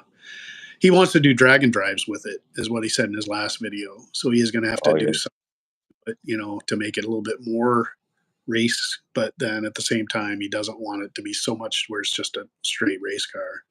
It's a fine That's a line, yeah. It is. It's a very fine line. because like the engine we're going to build for the Belvedere is probably going to. It's probably going to be at 600-ish horsepower. I mean, it's not going to set the world on fire. It'll be slower than the Jack Pine, but it'll be built to run faster. The car would cert faster than the Jack Pine. Um, so part of me in the back of my mind is, I've got that other 440 I'm trading a 400 block for a 440 block with Jeff. And it's like 540 stroker, 871 blower. Planning ahead, huh? Alcohol injected. Jesus. Oh my God. But then that's where Jeff's like, when we were doing the roll bar on the car, I wasn't going to do that X brace in there. And and I actually had the front bars that go like up toward the dash. I bought the full cage. I didn't know it Mhm. when I hit, but I actually bought like the full cage.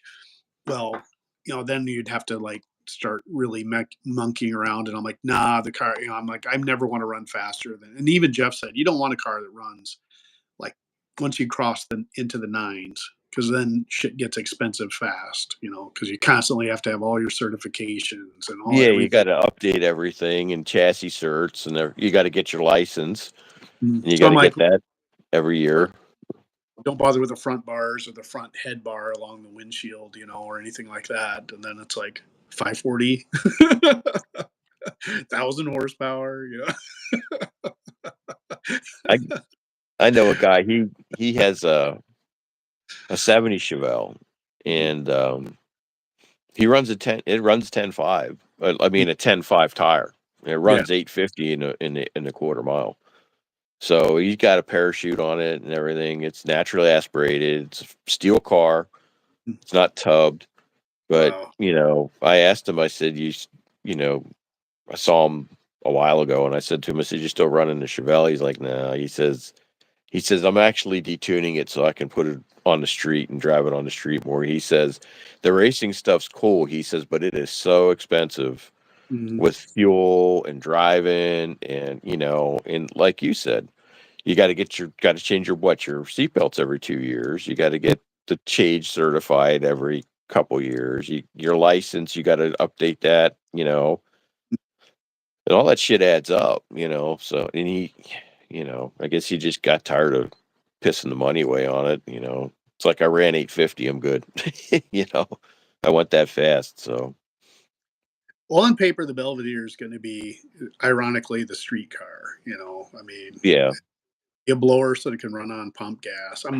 Gary doesn't like the idea, but I'm probably going to try to do E85. Because it'll be cooler and gain some horsepower. So yeah, drive it around. It'll have like a milder cam in it than the Jack Pine.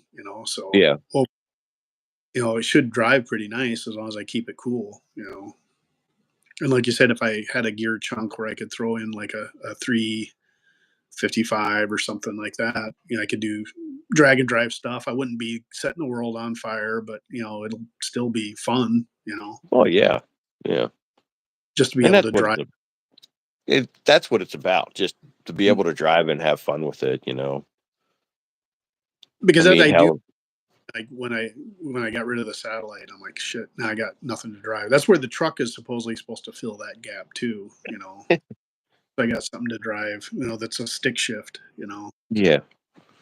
Yeah, no, and then I let you drive my Firebird, and then you yearn for it even more.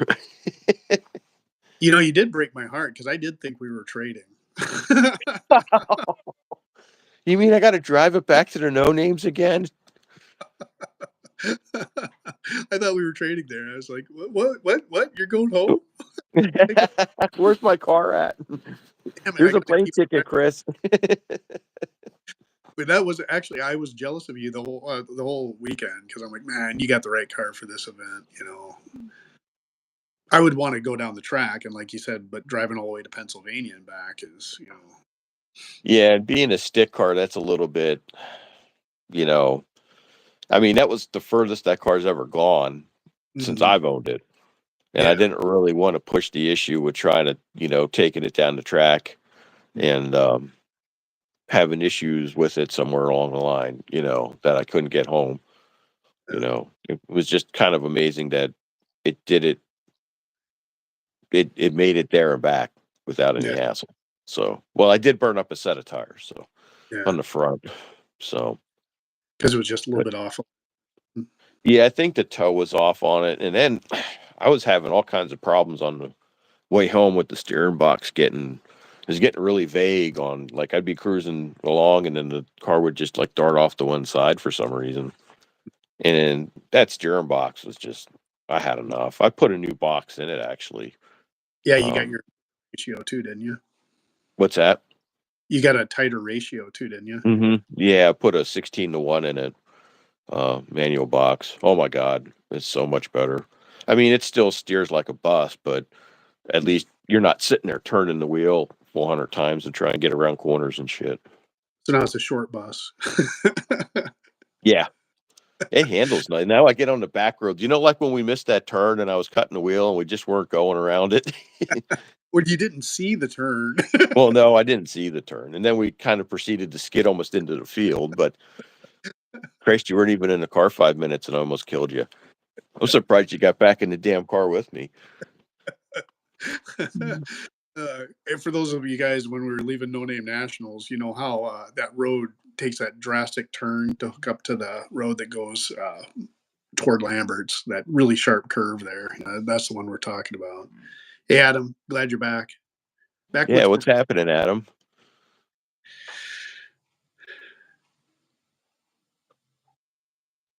Yeah, he changed Backwoods Performance is here. I'm interested to see what those guys are going to come up with now that they're bend free. I hope the guy doesn't restore it. Yeah. Well, that's probably what's going to happen anyways. I'm on the fence either way. I mean, if you got the money to throw at a car like that and restore it, that's kind of cool. It's a shame that, gentle bend will cease to be, but,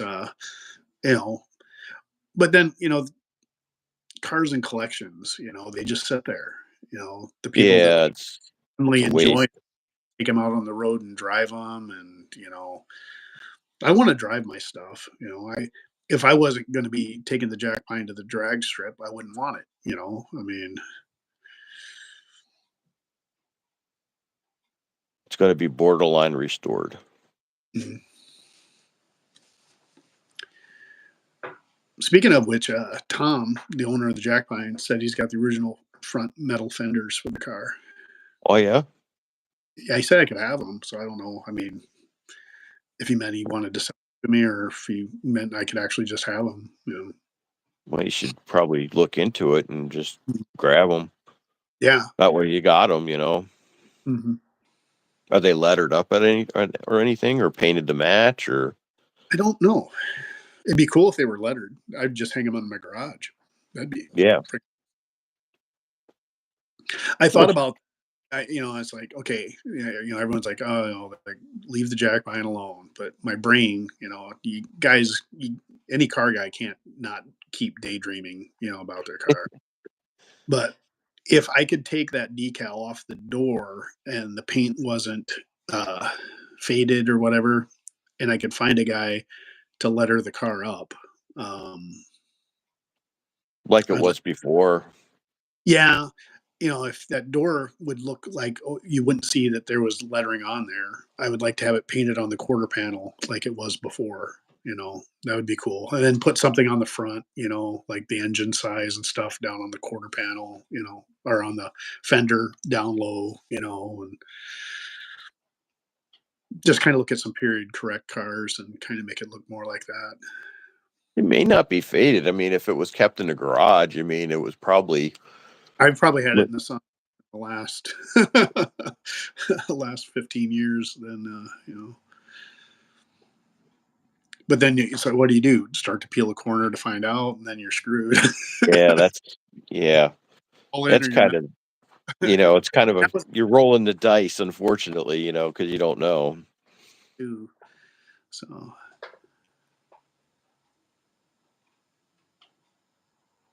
they're going to do a day two car, the Backwoods guys. Yeah, that's what it says. Bigger, louder. And the last one, even maybe more day two. Cool. And King Eric's asking if I've always been Mopar, and like, no, actually I started off a Pontiac guy. Had that 73 Firebird with 400. It was black with maroon interior, column shift with no console. That was one of my. I love that rubber Endura front bumpers of the Pontiacs, the GTOs, and like the 70 GTO, the 68, 69, and then the 70 to 73 Firebirds. They're my favorites. I appreciate Chevys though too. I actually owned a 70 Chevelle. It was just a base Chevelle. I've had a 70 Skylark convertible. Let's see, I had a 67 Le Mans. I even had 85 Mustang GT and like a 80 what was it, like a 90, 91? It was still a Fox body, but it was a convertible 5.0. It was blue. So I've had different stuff. I didn't get Mopars until I bought my satellite. I had a 60 or I had a 71 satellite I bought as a roller that I was going to build, but I just wasn't able to do it. I had no skills, I didn't have any contacts either, and that thing needed everything. It was just a shell. So I wound up selling that and buying a 71 Firebird Formula 400 clone. It was a 4-speed. And that car was kind of one of those Meekum horror stories. Had to let it go. I love that car though. I mean, it was kind of sad when I like started thinking like, yeah, and I probably could have saved it. There's stuff I could have done, but when you lose your heart. Then I saw that satellite on Craigslist. It had the 14-inch magnums on it and tiny little wheels. But as soon as I saw that silver and black, I'm like, black Steelies, boom. I was like, I knew exactly how that car was going to look when I saw it on Craigslist. But I do that with every car. Do you do that, Chris? Like, what's that? When you see a car, you just automatically know what you would do to it, Oh yeah, well definitely. Sometimes I look at cars and it's already done for me. That's even better yet.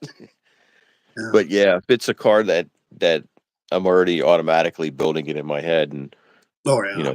figuring out the look and what I would do to it and how it's going to work. I mean, I have builds and builds and builds in my head that I'd love to do, but you need a car and money, and That's the part. and money's the biggest one. So Yeah. there's a car I'd love to put together. Um, I guess it was like in 81 or 82, they did an article in Hot Rod Magazine. Mhm. Joe Sherman. He's a big engine builder out in California. And he used to work for Edelbrock. Mhm. And he built several cars. Like he built a 9-second 70 Chevelle in like 1974 that ran on like 12-inch slicks. Yeah. And so this article was, he put together a 69 Nova that he bought for $1,200. Wow. And he built a 400 small block for it with a power glide and like 513 gears or something like that. Still had a 10 bolt in a monoleaf. So he put this 400 together, and it has, it tells you what he did to the 400 small block and what, and everything else. Well, the first time out with it, he ran 950 with this thing at 130 miles an hour. And then they proceeded to tell him to leave the track because he doesn't have a cage. He doesn't have all the safety equipment. Mhm. So, but Yeah. that's a build that car has stuck in my brain Mhm. for 40 years. It had a freaking snorkel scoop on it, center lines. It had 10-inch slicks on the back of it. I mean, it was just a real clean car. It didn't even scream race car. It just looked like street car. But the damn thing was running, 9-second quarter miles. Well, I And was I so thought, glad I grew up in the 80s, because like in high school, all those cool cars were in the parking lot. My yeah, sister's first husband was her high school sweetheart. And when I like met him, they were both seniors and I would have been like a sophomore, I think, when they started dating. But I always knew who he was because he drove a black 69 Chevelle SS 396 with white interior. But the car had a 307 in yeah. it. And he wound up selling that to a guy that we worked with at the grocery store. We wound up all kind of working at Hy-Vee and Sioux Falls. And then he bought a Nova. It was a 69 Nova SS 396 Nova that had a 396 in it and a 4-speed. And it had those Corvette uh, header side pipes Oh on yeah, it. yeah, yeah, yeah, yeah. And it Those had things it are awesome. stuck out of the back and it was blue. And that was a wicked car. My sister hated it because she kept burning her legs on the side On the pipes. side pipes. That was a beast of a car. It was so much fun. Well, he wound up selling it to the same kid who bought his Chevelle after he wrecked it, and after he wrecked the Nova, and that guy put that in the Chevelle. Oh jeez. But yeah, I mean, they're just cars like that were all over the parking lot. Um, Yeah, people would have. guys would have like a Ford LTD that their grandma gave them, and they'd put Kragers on it. Jack the ass end up and put big 50s on it. We had a guy that had a 73 Torino 4-door, Yeah, and that's what he yeah, did. He put 50s on it and 10-inch Kragers on the back. yeah. It actually looked pretty cool, for a 4-door, but what the hell, My buddy Arlen had like a 74 Torino 2-door with a Landau top. It was brown, and it had the side pipe, that grate on the side, like kind of like Yeah. what his van, and it had turbine mags on it.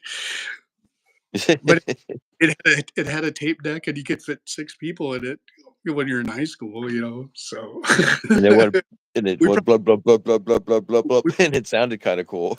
yeah, we probably spent more time cruising around Lennox in his car than we did my Trans Am, Yeah, I have a couple builds I'd like to do. The Nova's one of them. I'd love to try and recreate that. I'm actually trying to find that issue of Hot Rod Magazine. Hey, glad you stopped in, man. I miss you. But I'd like to recreate that build because that was done, 45 years ago. I mean, imagine what you could do with that build today with more modern equipment. I mean, you got better camshaft profiles, you got better parts. It's just easier to put something like that together. And just imagine how fast it would be. It would be cool. Files, but can you get the cam? Yeah, I think it had a roller. And I know there was a lot of different things he did with it. Like he used 428 Ford 428 rods in it, and all kinds of little different tricks in it. But that's the kind of shit they did back in the day because a lot of this stuff just wasn't available like it is now. You couldn't get a rod that's made to your custom length of everything you want. So, but yeah, I look at cars and I sit there and I think, man, this is what I would do to that. Yeah. No, I like, cars speak to me. Every car I've ever bought, I knew exactly what I wanted to do to it. I just usually didn't have the money to do it back in the day. So, yeah, when I got my '67 Le Mans, it was gold with gold interior. It was a 326 car, ran like shit. It had the column shift, but I think, or the console shift, but I think it was like, I want to say it was a Power Glide. So it was a Super Turbine 300. Yeah, the 2-speed. It was after I had my Trans Am or something. Because I had a 400 engine, and I always wanted to put the 400 engine in there, and make it look cool. Put Kragers on it, skinnies in the front, meats in the back with a 400. But I wound up that car had hit a curb really hard, so what we thought was going to be an easy fix on the front end turned out that it had tore the A-frame out of the frame. Kind of thing. Jesus! So it was way more catastrophic than I thought. So that car had to go by. But yeah, I'll see cars on like Marketplace, and I'm like, well, this is what I do. This is some cars already have the perfect look. Yeah. But then some cars just don't, and you just kind of got to go. I love doing there. And I'm like, I thought about doing a series called Car Show Dick, where I go around just make fun of cars, that I find funny, or like where the guy went too far. Like we used to joke around. Remember J.C. Whitney catalogs? Oh God, yes. Back when you were a young kid and you're a car guy, you would like always look at these J.C. Whitney magazines. Like they had everything from like curb feelers to yes. They had curb feelers. Oh Christ, what else did they have? Door savers on their cars. Yeah, door savers. I actually my first like full exhaust system on the They did have some good stuff, but like there were guys that I swear like high school that, like I always called them the J.C. Whitney cars. Yeah, they like the guys that walked down the accessory aisle at Pep Boys and put all the stupid shit on them. Like cheap chrome, dude. Harley guys are horrible about that too. The Harley guys get into that J.C. Whitney lifestyle, but yeah, because sometimes there's a car like just misses, Like when I see, uh, yeah, like it's easy to pick on the guys that put like 20-inch rims on there. Certain cars can carry that, and there's certain times like I think the F body, or is that like the Firebird Camaro? Mm-hmm. Those cars can fit a 20-inch wheel on them, and they look okay. Because of the shape of the car. It's kind of a lower car, and then your big boat cars, they look pretty good with them. But whenever I see like a Nova or a Chevelle, It doesn't fit. It doesn't work. That's, I I respect understand. the effort of making that your own, vision, and I realize that I don't have the ultimate in taste, but you know, but that's Give me the whole one thing. second here. Give me one I would, second here, Mark. I'll be back in a minute. Oh. but those kind of things would be hit or miss, you know, if you do something like that.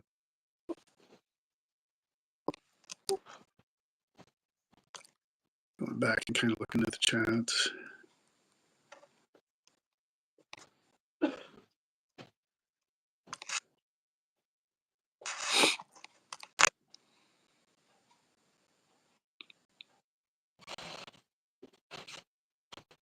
Yeah, it's like a cool Chevelle Dizzy. And like I said, there's some tub cars that I like, and then there's some that I don't. And like Brad's Beep Beep is awesome. That's definitely like a back half car, but it's kind of low slung. I love the stance that Brad has on the Beep Beep. He's got the big giant tires in the back, but they're tucked under, and the car looks low to the ground. That car looks exactly the way it should.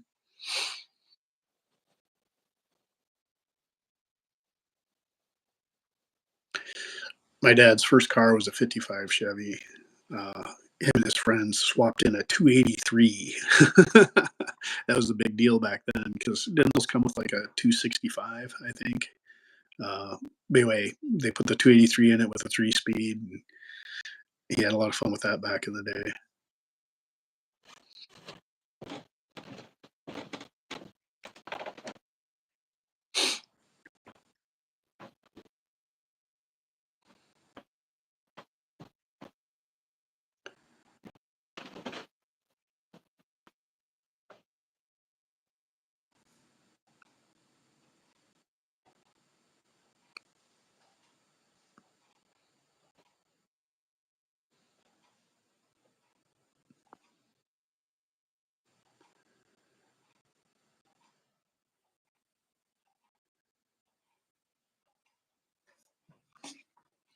Kind of trying to go back through the chats here a little bit, and then Hunter was saying that he's going to put some tubular control arms on his Mustang.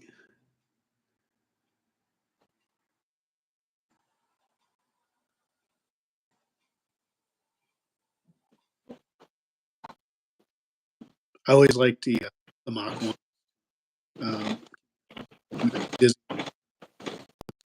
I had a dream build car, and it was going to be, this is like junior high mark. I was like seventh grade probably. Anyway, I'd seen a '69 Mach 1, and I wanted to do one of those like Carcraft paint jobs on it, where it was all like the bass boat metallic with like different like stripes and stuff all mixed in with each other. And then in the back on the rear quarter panel of the car, it was going to be called Excalibur because I had just seen that movie and I thought that was one of the coolest things. So it would have had a crushed velour interior, or crushed metal interior, because that was a big thing back then, with like diamond tuck. It would have been a pretty pretty pimped out car if I would have been able to build it back then.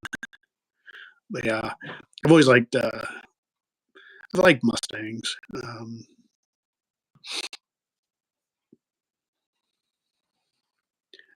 I don't think I've ever owned a Ford car, a Ford truck. If I were to buy a Ford, the Ford I would get would be a 70 to 71 Torino fastback. Those are one of my favorite looking cars, and they're surprisingly lightweight too. I always thought that they would weigh about as much as like a B body, but I think they're a little bit lighter.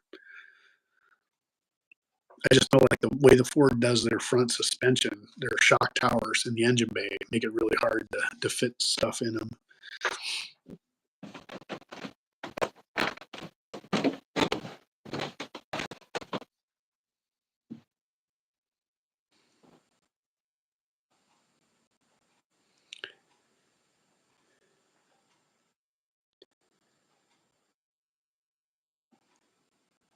.38 POS Racing said, "Stop by, wish us all a happy New Year." Same to you.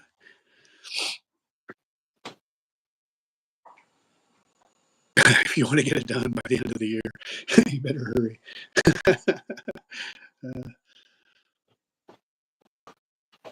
Yeah, I've owned a couple of bodies. I had the '85 Mustang GT. It was black tops. It was a 5-speed. It was a pretty fun car.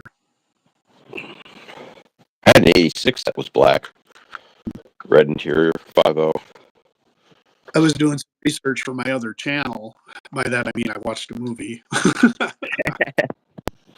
I watched a YouTube movie. It was a Bigfoot movie called Bigfoot the Movie, and I find it hilarious. I just laugh my ass off. It's one of those made to be silly movies where they actually get it right. I think it's got a really good track. The guy's got a mullet. It's like a couple of guys from a small town that like hang out together. One of their buddies gets killed, so they go out hunting for a Bigfoot.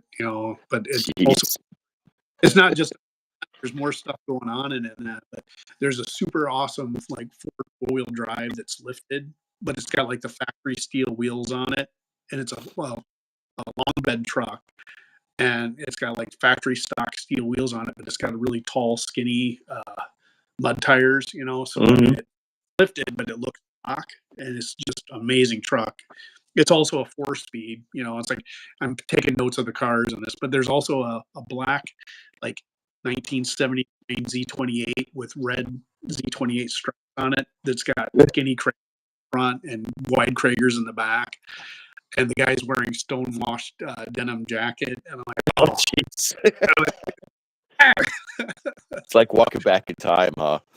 I was like, I was you guys. I may or may not, and you never find proof, had stone-washed denim in my life. Oh, I had stone-washed jeans. Everybody did. But I never did pleated. No, I never had pleated ones. No, those were for like the goofy kids, the jocks and shit. No, I wore the army, the army field jacket, jeans, white high tops, long hair. I got on the wrong corner. And Billy Madison, he's like, "Oh, that was cool in high school," and he pulls up in a black Trans Am with gold stripes. He rips his shirt open. Oh, he's got the REO Speedwagon concert. I had the car in high school. Except mine was a 76 Trans Am, 59, black and gold, but with the gold honeycombs, But I was cool in high school.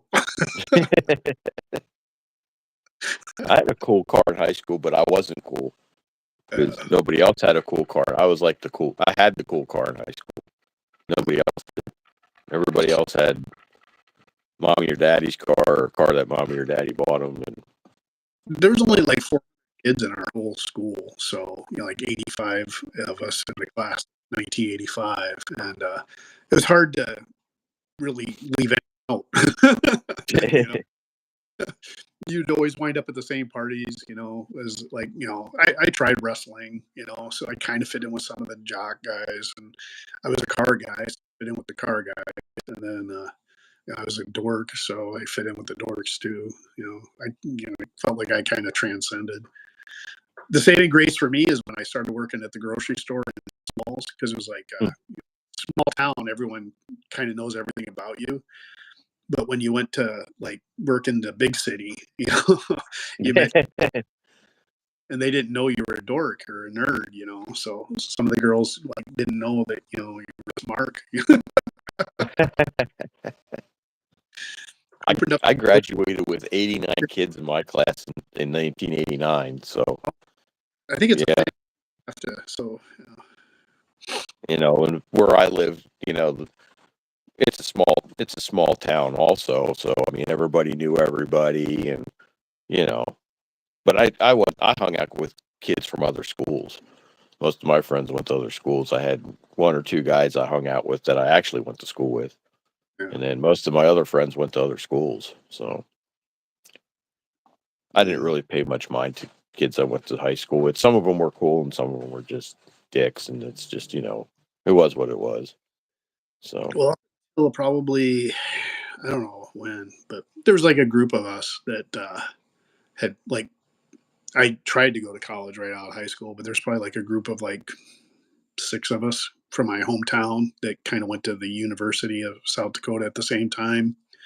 And, you know, we kind of hung out there in college. mhm. And even out, I still hung out with those guys. And then even after, you know, they were done with college and we're like in our like 20s and that, we all still hung out together. And it got to the point where like even girls would be like, wow, you guys like really, you know, hang on to your friends, right? You know, it's like, well, I don't know. But then that all part once people started getting married and having kids and stuff. But Yeah. it was Well, cool. that's like Dave that painted my car. Um, I've known him since high school, you know, and me and him hung out in high school, you know. So, you know, a lot of people like that. Did you see the video where uh, I was doing the intake for the Firebird, and I was showing everybody the red 68 Cutlass. Mm, Johnny, I went to high school with Johnny and his sister, you mm. know, so he hung out with us, you know. So, I mean, there's people I still talk to from school that I'm still friends with, but they were like me, they were on the outside of things, you know what I mean? So My we buddy weren't, Chris, his nickname's Goob, and anyway, like Goob, I could call him right now, and it'd be like we never yeah, you stopped, never, you know. And we haven't talked. We maybe talked twice this last year, you know. I'm looking forward to my nephew back around Sioux Falls, and there's the track there, Thunder Valley. It's kind of closer to where we went to high school in Lenox. It's a little town called Parker. It's right outside there.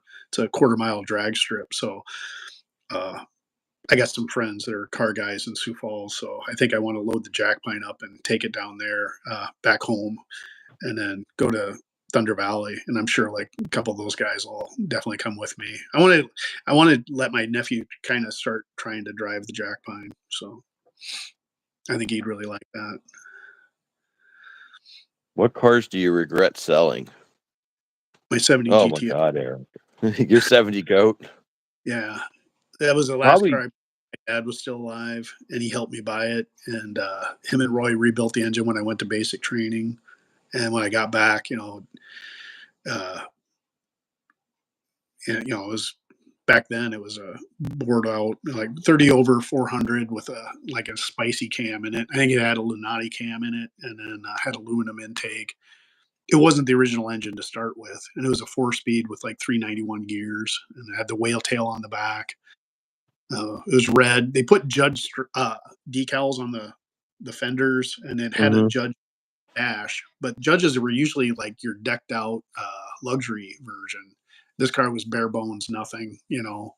And it was originally blue, but it was red, and then had the parchment colored interior that had like oil handprint stains, you know. So it just never looked clean, you know.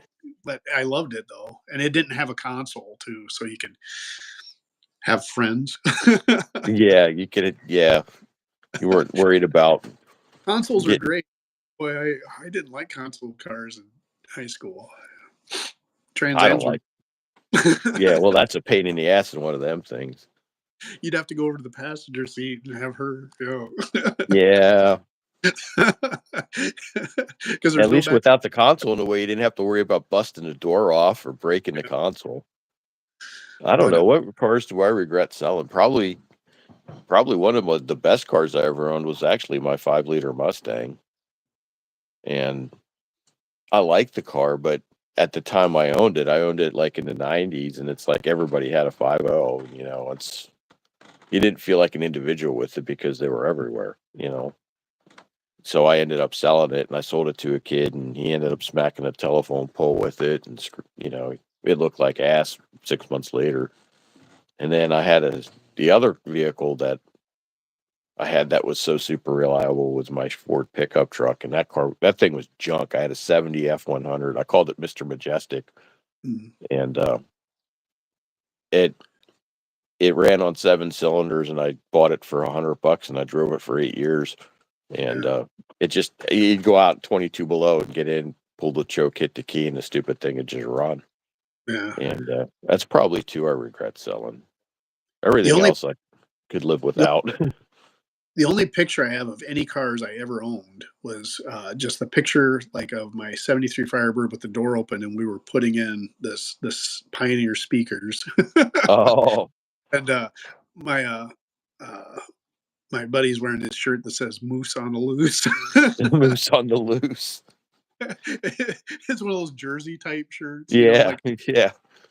and it's like on the back it says "Moose on the Loose," and we're installing Pioneer 6x9s in a Firebird. I mean, you can't get more 1982 than that. But that's the only picture, and I regret that, man. But also in the background, you see this Ford pickup, blue with the white on in the center. It's just a single cab, 2-wheel drive truck, just splattered in mud because we lived on a gravel road, and that was my dad's truck, and that thing was the same thing. Winter would come, South Dakota, you got the 8 to 10 foot drifts. Everything's buried, everything's frozen. It's like 45 below zero. None of our vehicles would start. You'd go out, dig in, crawl through the window of the truck, get in it, and turn the key. It would fire right up. You just rock it back and forth until it came out of the snowbank. And, you know, We used to fill the bed of that thing up with snow. My dad would actually go by with the snowblower and dump all the snow into the bed of the truck. mm, So we'd have it level off. We'd have it level with the top of the bed rail. So the truck would be sitting like this, and it would just go. It'd just go in the snow. It was 2-wheel drive. It was an automatic. well, I that's had when I dual. the best tires for mud were the skinny knobby tires. Hmm. The skinny like knobby tires on the back thing, and it was a 2-wheel drive. You got some weight on the back, that thing would just walk through it. Yeah, it was Just a tank. my favorite story about that, it had like a 360 in it, I think, and it was burning oil running on like 7 cylinders and stuff, and it was just getting worse and worse and worse. Both me and my sister learned to drive on it, and it was just, finally got to the point where my dad and his buddy Roy are like, well, we're gonna change the engine out. So my buddy at the grocery store, um, I would drive that truck to work, and then we both lived off the Harrisburg exit, so we'd have to get on Highway 29 and drive south of the city, and then get off on that exit. Well, whenever we'd go down the off ramp and get on 29, he had a Chevy Big Red, uh, 2-wheel drive square body, Hmm. um, maroon or Big Ten, and it had dual CB antenna whips with a 350 in it. It was a cool truck, rally wheels. But he would pull up beside me, and we'd be going down 29, and I knew he would do it every time. And he'd sit there, and he'd like go like that, and he would just take off and leave me. Well, my dad and Roy swapped the 390 into the Ford, and I never said. So No, I go no. to after work. We're going along, and same thing. We're going on 29 heading south, and he does that, and I take off. So then when we pull off on the exit, to go to Harrisburg, he comes, "What the hell?"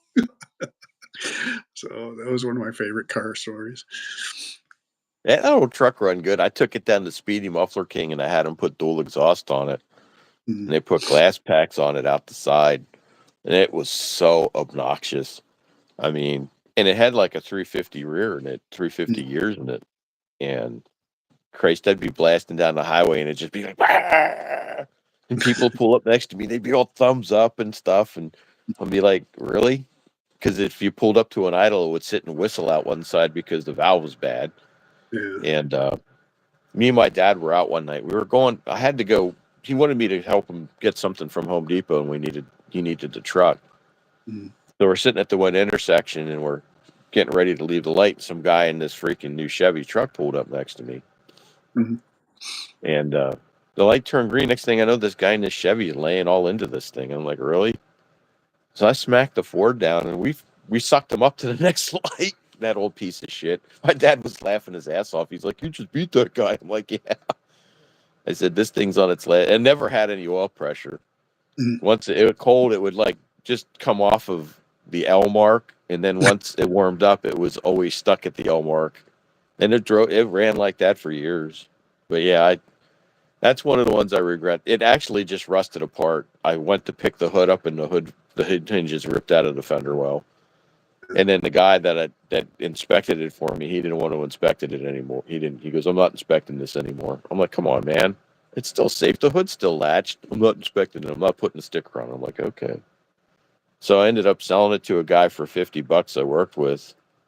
And last I heard he told me his barn collapsed and came down on it. I said, "Well, did it hurt the truck?" He's like, "Well, no." So I don't know whatever happened to it. I did like that vehicle. It was rough around the edges, but it worked. And then my Mustang, like I said, I liked my Mustang, but all the other ones I could really kind of do with. I had my Monte Carlo. That thing was a pile of shit. It was a cool car because it was a factory 4-speed car, but somebody had their hands all over that thing and they just screwed it up, and the body was bad. And then my Z28, I liked the Z28 was cool. I had an '81 Z28. I had the car a week. I was rounding the corner going to work in the city of Harrisburg. 3/4 ton Chevy truck pulled out in front of me, and I hit him and wiped 3/4 of the front end out. And then the car really wasn't the same after that for me because I wanted to do a bunch of stuff to that, and I just never did it because after the accident, I just didn't really have much interest in doing it. Yeah. Good night, Dizzy. God bless. Have a good 2024. 38 Master Deluxe. That's a pretty cool car, POS. That would have been a stove bolt 6 in that. Yeah, my Z was all right. I had an '81 Z20. It was black. It was loaded. It had everything: cruise control, AM, FM. What Um, color were the 28 stripes? they were gold on that car. Yeah. Yeah, I had the stripes. The guy had the car painted when I bought it, and he bought the stripes and never put them on, and I never put them on either. Um, it had the aluminum wheels that were gold in the center, but he had sandblasted the gold out. But I ended up putting a set of the 5-spoke Z28 wheels on, like the ones that are body color. So the whole car was just black. Mm. Had beige, had like tan interior in it. It I was a just cool like car. they drive so nice. The that generation of Firebird and that. Oh, they handle good. That was a T-top car, and it actually there was a lot of chassis flex in it. Okay. Like if I pulled up into my driveway, it would just creak. You could hear the T-tops creaking and stuff because it just it was just a lot of body flex. I actually bought a set of frame connectors to put on it, and I never did. The problem with that car is it was a 350, and it was gutless. I Mhm. mean, it looked cool. Chicks loved it, but Same with the Trans Am. Maybe had 100 horsepower. yeah, Went from Firebird that probably had about 300, easy, and then got the Trans Am and like, whoa, this thing is slow. yeah. When Well, I went from five first time I, liter Mustang to that. first time I ever drag raced the Trans Am, it was against Terry J. Mach 1. He had like one of those fatback Mach 1s, like 71 or 72, something like that. Oh yeah, the bigger ones. He had a intake where he had to cut a hole to get the air cleaner to stick through the hood. His was brown. It was a cool looking car, but anyway, everyone knew he was going to beat me, and I knew he was going to beat me. So we pulled up the line to drag race. It was just like one of those preliminary drags before the guys that were supposed to drag actually raced. So I'm like, the hell, I'll race him. So I go up there and I'm sitting there and they like we're lining up and I've got my foot on the brake and I'm giving it I'm putting it to the wood because my car wouldn't even do it. I couldn't even power brake the car. It didn't have any power. So I'm sitting there and everyone's like, like doing this weird stuff at me. And I'm like, what the hell's going on and stuff, And then when we went to take off, I'm like, oh yeah, I was actually smoking my tires. So I'm sitting there on the line doing a burnout, not knowing I'm even doing a burnout. I had the tunes cranked. I was like, I'm not trying to be a car racer. I'm just like, hey, what the hell? I'll go down the road with this guy. And so I was like, wow, that's the first and only burnout that car ever did. Jeez. That's how the Z was. I'd have to plant my foot on the brake, and then I'd have to just pretty much just put it to the floor just to get the tire spinning on it. Because it was just a smog motor. I mean, it wasn't anything special. It had cruise control. It got really good gas mileage. I loved the cruise control in it. I'd get out on the turnpike and I'd set it because the speedometer only went to 85, and I'd bury it and I'd set the cruise and just go. And had 308 rear in it. When I was in the 6th grade, I was pretty sure that the speedometer actually told you exactly how fast all cars went. So I would have looked at that and like, oh, that car can only do 85 miles an hour. Because you'd see this 150, this one goes to 160. You're like, oh my god, that car is so much faster. Because the speedometer. That one can only go 110. Yeah, the Z was all right. I hated working on it because it was that year of when General Motors was half standard, half metric. I never had the right wrench for whatever I was taking off, and then it had all that bullshit emissions control shit, and I ripped half that crap off, and I ended up selling that to a friend of mine, and then he still has it, and it went to shit, but it's looking better, but Hunter's saying he doesn't sell anything. I'm like, Hunter, you haven't lived long enough to have anything. What, you've owned 2 cars your entire life so far? No, I think he's got quite a few cars, actually. Oh, does he? Yeah. He's got another Catalina. I think he still has that other Catalina. And he's got that. Her chief. Oh, that's right. I'm sorry. How dare you, Chris? I know. I know. He corrected me. I don't know how many times when I said that at the No Names. Me too. That's why I do.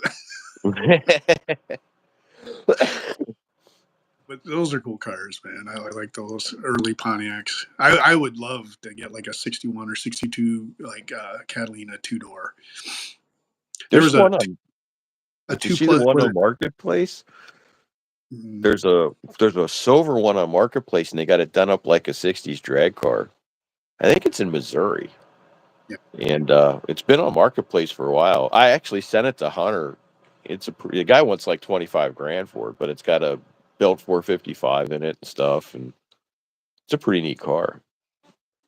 At Street Machine Nationals, my favorite car was like a turquoise Catalina. It was a 4-speed, but it had the luxury interior, and then had the 421.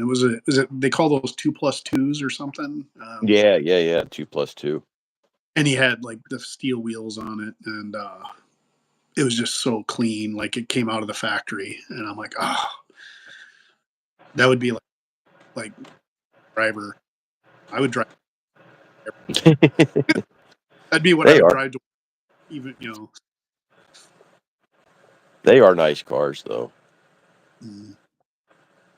Yeah, that Catalina, it's popped up on me every now and then, and it's still on for sale on Marketplace. I guess nobody's really interested in it. I guess there's so much for sale. There's a '73 Trans Am for sale for he dropped the price from 25,000 to 23, and I gotta remember that I can't buy any more cars because it's red. It's red. Yeah, and in '73, I think was the first year. Was that the first year they started putting the birds on the hood? '73 yes. or yeah. Yep. So it's red with the bird on the hood. And it should be a 455 too. I'm not sure, but because I don't think they used the 400 in them. I think the only engine available in '73 was either the Super Duty or just the standard 455. My dream car as a kid was the black Firebird in Corvette Summer.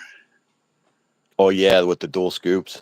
Yeah, because I got my Formula 400 clone. I wanted to like debadge it and I wanted it to be slick and black, no chrome, and then I was going to put the Trans Am hood on that hood scoop, cut that hood for the Trans Am. I wanted to duplicate that car, is what I wanted to do with that car. When I saw that on Marketplace and I bought it, my intentions were to make it that car, the triple scoop. I love the shape too, because they would like rock in the hood,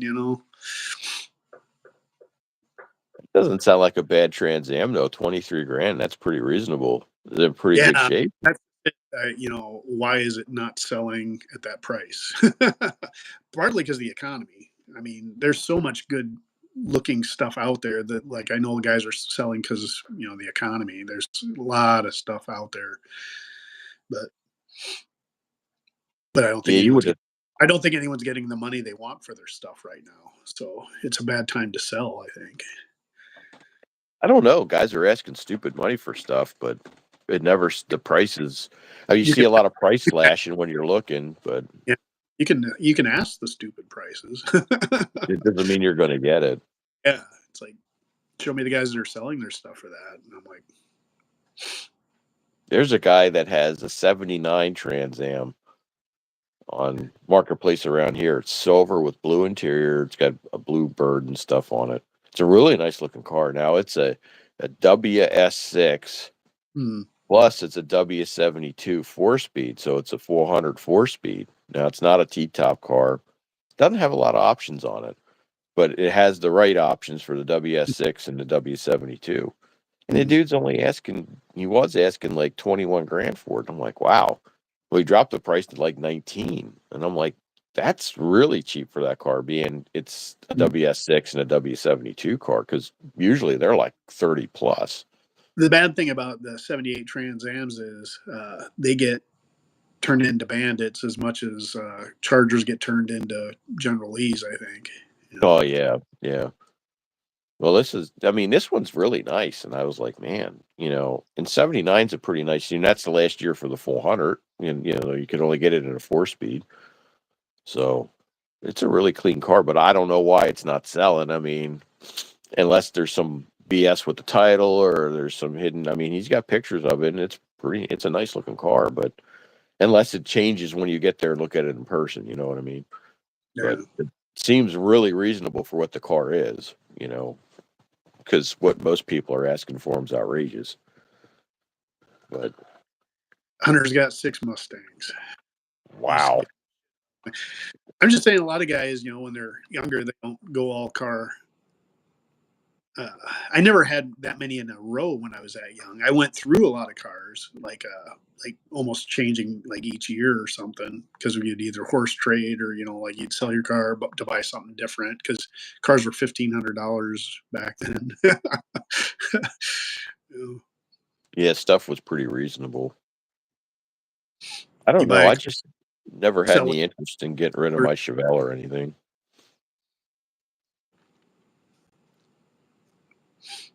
6 Mustangs, but they're all Mustang 2s, right? those have got bad to the Mustangs, aren't they? What's that? Isn't that the year where they just changed the smaller body style with the round headlights? Yes. Yeah. They're so they're cool now, Yeah. Back, yeah. There's this girl I liked in high school that had a white Cobra 2. Mm-hmm. It had the T-tops, and that was a nice car. That's what Hunter has, a Cobra. Yeah. Then they had the King Cobra with all the big snake on the hood and the scoop and shit. And oh yeah. Yeah. that was the last year for 78. My mom had a 78 Mustang too.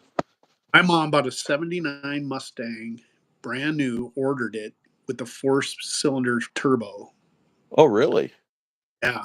It was charcoal gray with a red pinstripe, because she wanted the pinstripe, and it had the sunroof, and it had maroon interior, and it was a stick. That was the car I learned to drive a stick on. That was awesome. Turbo. That was a lot of fun. So one time me and my dad took it out, we got home and the turbo was kind of glowing red.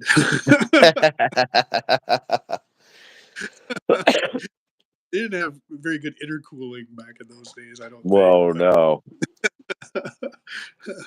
And it was a draw through because it was carbureted and it had turbo lag, I mean, but when it was in the power, if you got it in the power band, it was like a V8 Mustang almost. It was pretty snappy. what do you say? You bought a T-top one yesterday. So now you've got a T-top Mustang too. Well, he has something that I don't have. Space. And then Eric just said it's a Pinto. Yeah. Well, they're pretty close. They share a lot of things. One time my mom had her car in at the Ford dealership, and they loaned us a Pinto with the hatchback, and we took it to a beach, like at a lake, and I was like, this is the coolest car ever. Why don't we keep it? And my mom and dad are looking at me like, no, we're not keeping Not keeping the damn Pinto. And I was like, but it's awesome. I'm like, check it out. Like the whole back panels, like inside the hatchback, because you're a kid, you're crawling around back there. It's like, it's all plastic. Isn't that awesome? Like, no, that's cheap. That's junk. And you don't want to be sitting back there when we get rear-ended. Well, they didn't know that then, Yeah, well, that's when Ford was covering it all up. But I was crushed when my parents didn't keep the Pinto. Oh, jeez. My mom and dad, when they were looking for a car for her before she bought her Mustang, she was looking at we went to the Chevy dealer and she was looking at a Monza.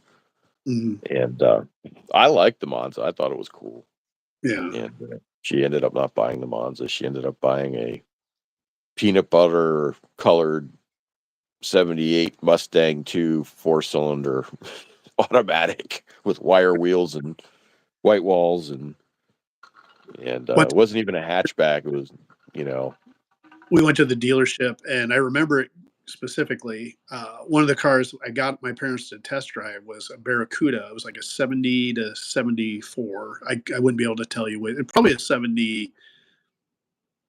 It was traded in, so they wound up buying the 74 Torino, which was new.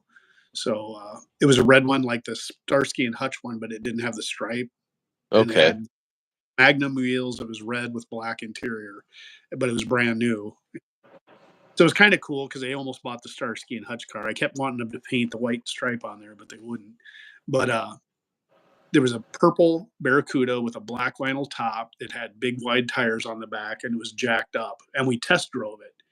And the car I was sure we were going home with, And then I was so disappointed when we got in the Torino and left. But the Torino was easier to get in and out of, and but it was a 2-door. My mom was never a 4-door lady. She never liked 4 doors. She never liked 4-doors.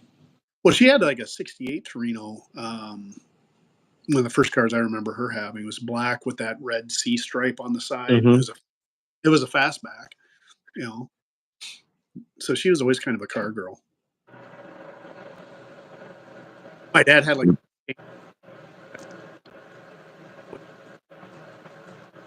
Well, you're cutting out, Mark. I'm also running out of battery too. So. Oh. But is it Barracuda or a Cuda? I wouldn't know. He was too young. He didn't discern. It had jacked up with mags. I would have liked it. My dad had a '69 Kingswood Estate wagon. Or no, he had a Kingswood, and he hit a telephone pole with it.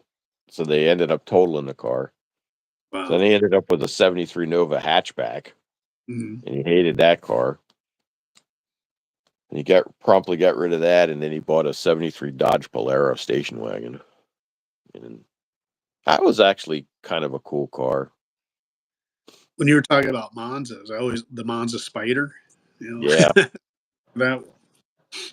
Those always look kind of cool when you would like mini tub them and stuff. I always liked those when they were made into drag cars. I like them. I like the Monzas. I even like the Vegas. It's just Vegas are just, man. My wife's. It was funny. We were sitting there and I said something about buying another car, and she's like, "Well, buy a Vega. They're cheap." I'm like, really? So I got on Marketplace and I pulled up a bunch of Vegas and I showed them to her. And she's like, they're getting that much money for a freaking Vega. I'm like, yes. Well, I Yeah, told you they are. they put a Pontiac 400 in Aster, which is basically the Vega. Yeah. But he left the factory rear end in it, and they just just grenaded it. It did not live long. But yeah, they shoehorned in that in there, back in the day. You want a 74 GTO harder? The Nova GTO. They are Yeah. shaker hood. They got and Pontiac always had the cool slit taillights. I always liked those. Yeah, it's the Pontiac Nova. Yeah. They're hard to find. You don't see many of them. I never remember, but like they said, like Nova, Omega. What was the? Was it the old Omega, Omega, Apollo. and then the Ventura? Yeah. It was the Nova, Apollo, Omega, and the Um, Ventura. spells Yeah, Nova. they all spelled out Nova. Well, one of the cooler cars at No Name Nationals is that Laguna. Levi's. I mean, Oh, I love Lagunas. I like yeah, them. I liked them with the swivel bucket seats. That was the Yeah. shit. I had a pair of those in the Chevelle. I had swivel bucket seats in the Chevelle that I pulled that came out of a Laguna. Mm. They were they didn't really sit right. That's why I got rid of them because they sat real tall because of the pedestal, the swivel in them.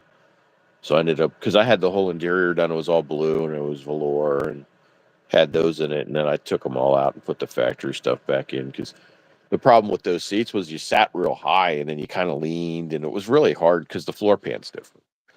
And it was just it probably could have made them work, but it would have just it was easier just to put a set of Chevelle buckets in it. Yeah. Get a diesel Chevette. Oh God. My dad almost bought a freaking when he traded in his Polaro. He comes home in an Escort diesel station wagon. Wow. And I'm like, this is like 1984. And he comes out and he's talking to me and he's like, what do you think of it? And I jump in the back. We're going to go for a ride. And I'm sitting there in the back seat and I'm watching the steering wheel. And it's like almost a blur because the freaking diesel's vibrating so damn much.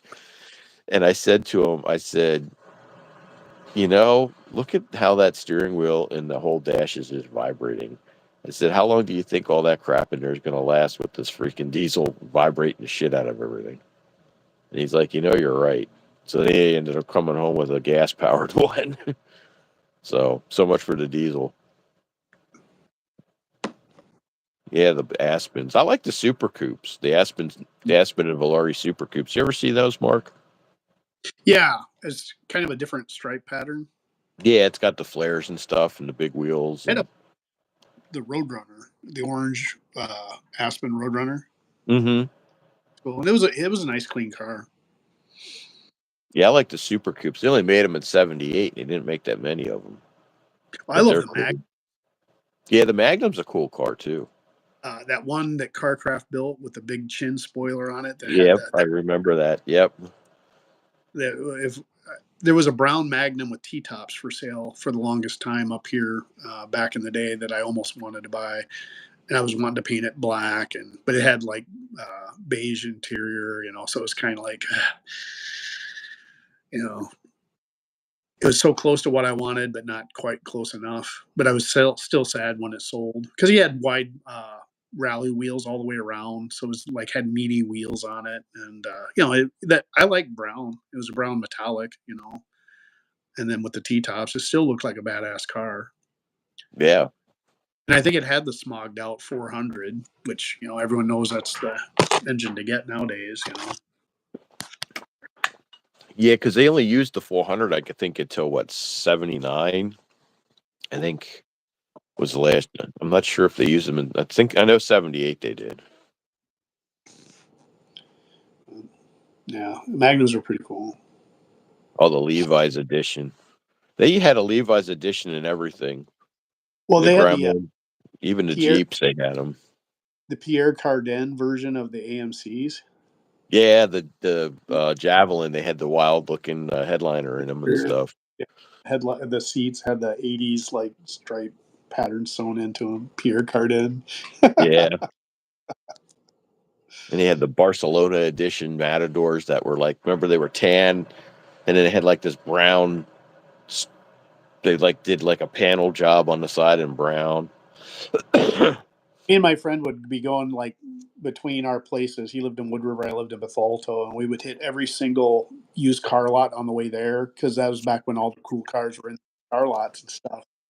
And that's when I really liked like the early T-Birds because they had the bucket seats in the back, and Hmm. then the one Jeff has, two hacks, the interiors on them were just amazing. The cars themselves, but the interiors. And but anyway, we'd always look at all these cars. And one day he fell in love with a Matador. Oh Jesus! Kept telling me the way he was selling it to me. He's like, "Yeah, but like nobody has one." He goes, "But I think it would look really cool if you put like a hood scoop like from the Corvette on Corvette Summer on here." And he was like telling me what he would do to it, and everything just kept making it worse and worse and worse. I was like, I would love to have seen someone actually build a car like that, the Matador Corvette Corvette scoop on it. Oh my God! Freaking Matadors. Man, you rarely ever saw those cars around. I don't remember them much from when I was a kid because you just didn't see them. But I was It's like jealous of him. nobody liked them. I was jealous of him because he got the third hand down of a car.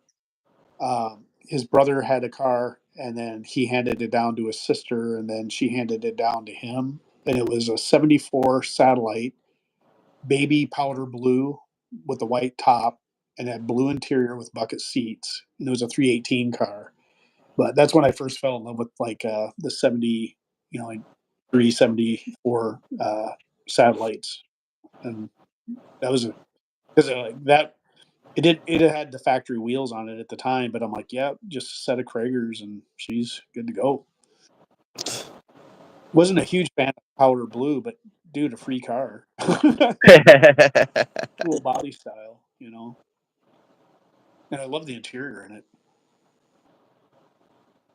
What's the Eric wants to know if you see any Canadian cars in your up in Minnesota, like the Canadian Pontiacs and stuff. No, I think I might have seen like a Beaumont at like Street Machine Nationals, but that's about it. Yeah, there's those Canadian Pontiacs are cool, like the full size cars. They're basically just an Impala with a Pontiac body on them, and then you could get big block Chevys and small block Chevys in them and stuff. I like the Yeah, early Impala all the way up to like 65. The 66 is okay too. I just like the 65 taillights better. yeah, I like the 65s. I'm not keen on the 66s that much, and then I like the 67s, 8s, 9s. Yeah. I actually just saved a 70 on Marketplace. It's down in North Carolina. A guy wants $3,500 for it, and it doesn't look like a bad looking car, but it's a big car. Looks like it needs a 396. Yeah, yeah, but that's a lot of car to move. Hmm. I'd almost just put something even bigger in it, but I can't buy it. I don't even know if my wife's not ready for me to get another car. She'd probably shoot herself or shoot me. I know it was a matter of increments in introducing Diana to the new Belvedere. When I sold the satellite, she was all happy. And then I just had the blue car and then the truck. Just the blue car and the truck and the Belvedere. What? Just the blue car. Well, she kept asking me where I was going. I'm like, I'm going to Jeff's. We're working on this car. And she's, oh, okay. It's like, then it's like, well, it's my car that we're working on at Jeff's. Yeah, I don't know. It's like one part of me wants to buy another car, and then one part of me is like, "Ugh, I'm Well, just like we were kind of just going worn to out. in the Belvedere, right? Well, it's like, well, I've got a cross member for a 68 to, or like I think it's pretty much almost, I want to say Ryan would know, but 67 through like 70, I've got a lot of parts for. So I've got a transmission cross member that I assumed was just going to work in my car, my 63. And, we get it over to Jeff's and he's wanting to mock it up. And he's even got one too for that year of B body. Well, it doesn't work for the 60, 2 to 63s because they had the push button transmission. So the cross member is slightly different. So just to mock up the engine, I had to find one on Marketplace or on eBay for a decent one. So that cost me $95. Oh, Well, geez. then the polyurethane bushing, since you're going to have to replace the mount anyway, Yeah. the one for that, it was like, oh, dude, it was ridiculous. It was like $139 or something like that. Holy So Christ. almost $250 in a transmission cross member just to mock up my engine.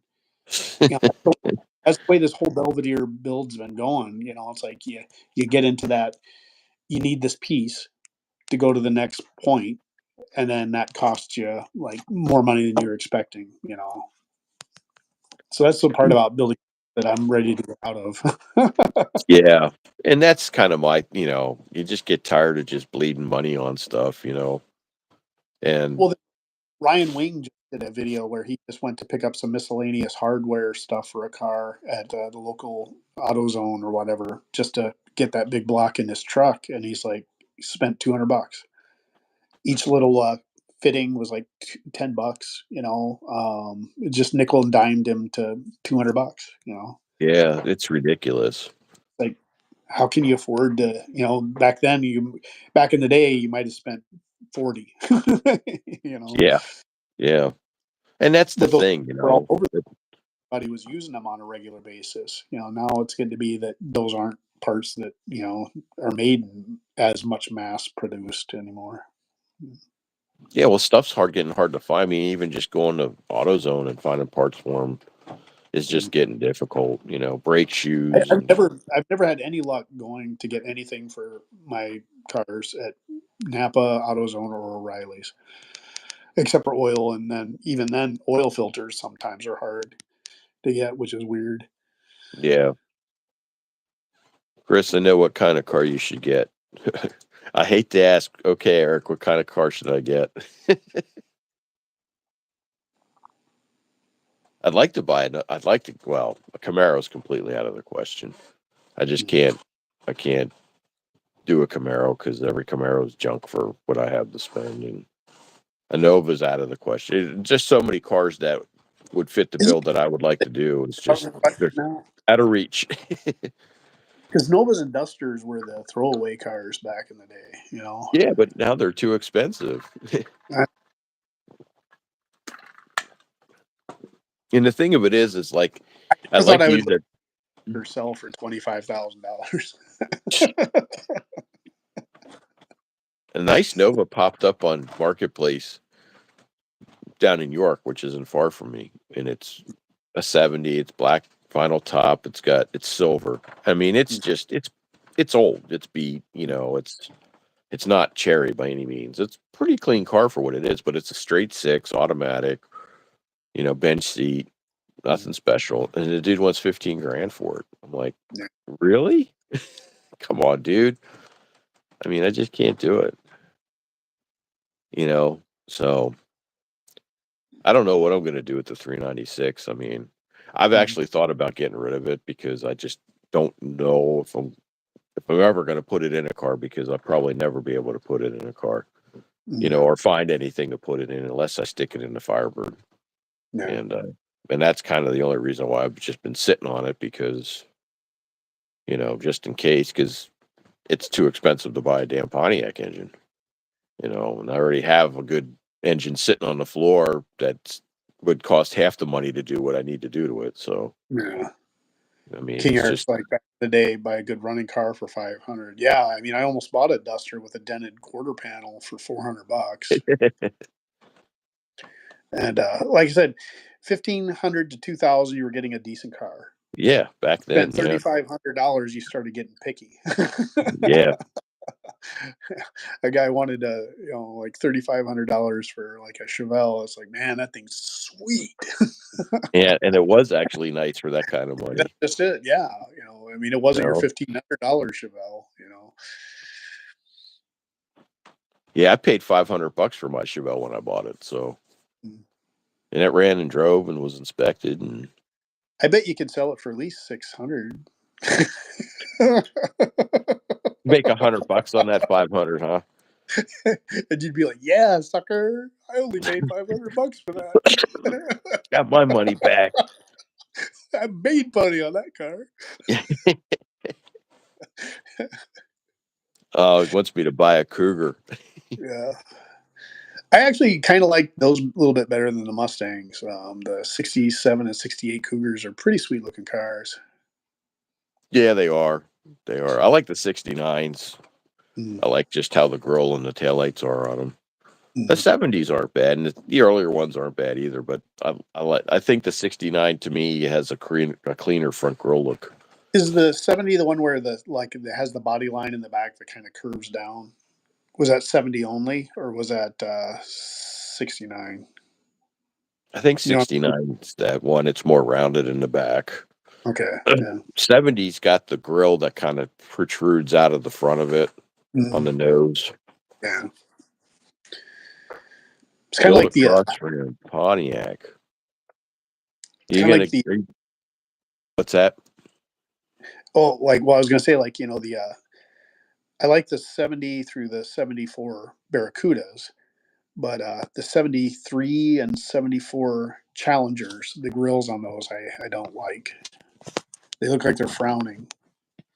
Yeah, yeah. 72 is the same. It's like pretty much the same car the whole way up. I'm not a big fan of those. My buddy has a 72. I mean, Mm, it's a nice looking car, but it's not like the earlier ones. mm. The Barracudas actually look a little better, I think, in those years. You talking about 16 Newport there? I was telling King Eric was talking. I was like, I'd love to get a '69 Fury 2 door.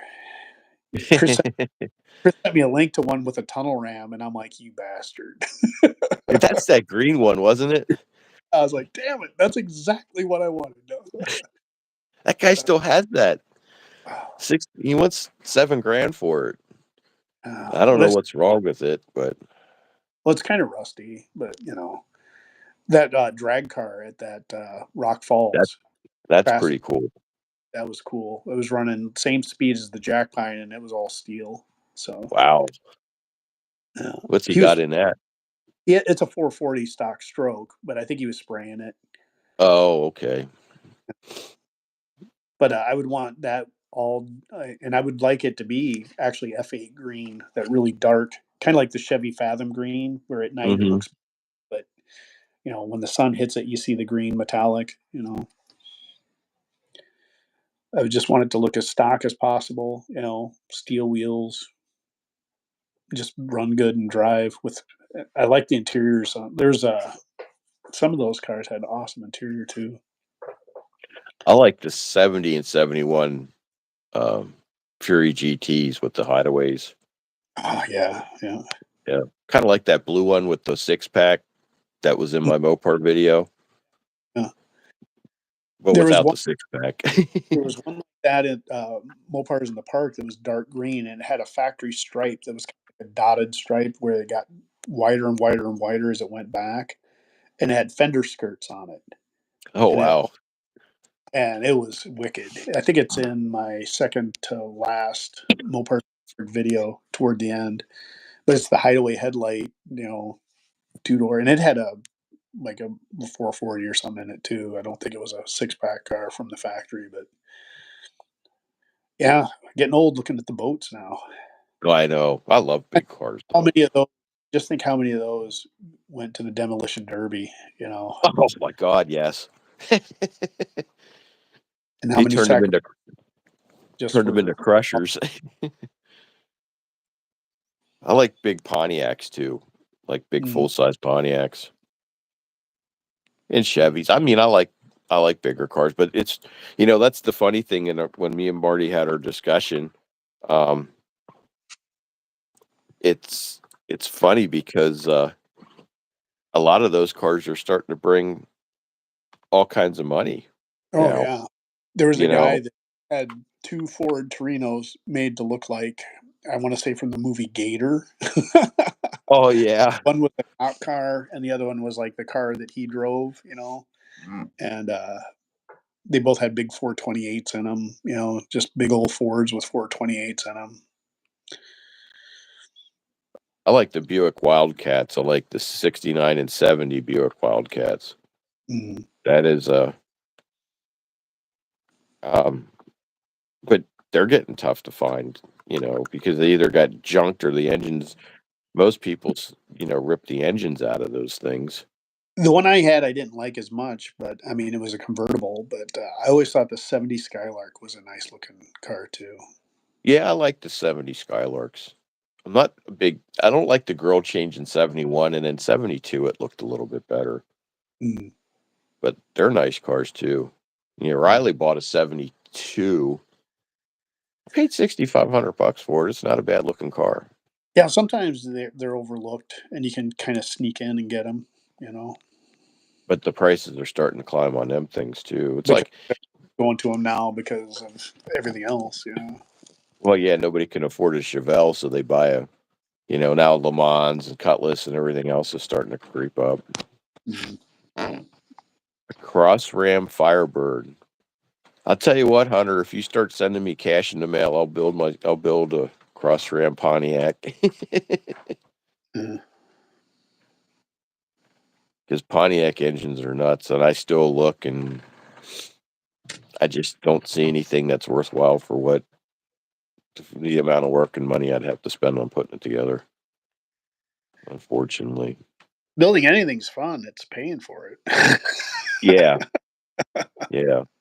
And Especially for a guy like me that I can't really do much for myself, you know, so I yeah. really rely on other people to do the work. I'm learning a lot, and I'm like, I would be much better off now if I actually did get a project. And there's stuff that I've, like, paid people to do that I know I could do myself, you know? I would have been able to get the engine in the jack pine, you know, but the problem with that is too, it's like, do I wanna drive a car 10 seconds in a quarter mile that I put together?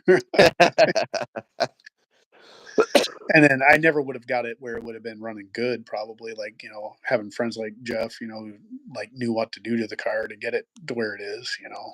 I wouldn't have known how to do it was like, just watching him, you know, I and just what I've done with, like, carburetors now, I mean, I know I can adjust bowl float height, I can change needles and seats, I could change jets and stuff, but making it work.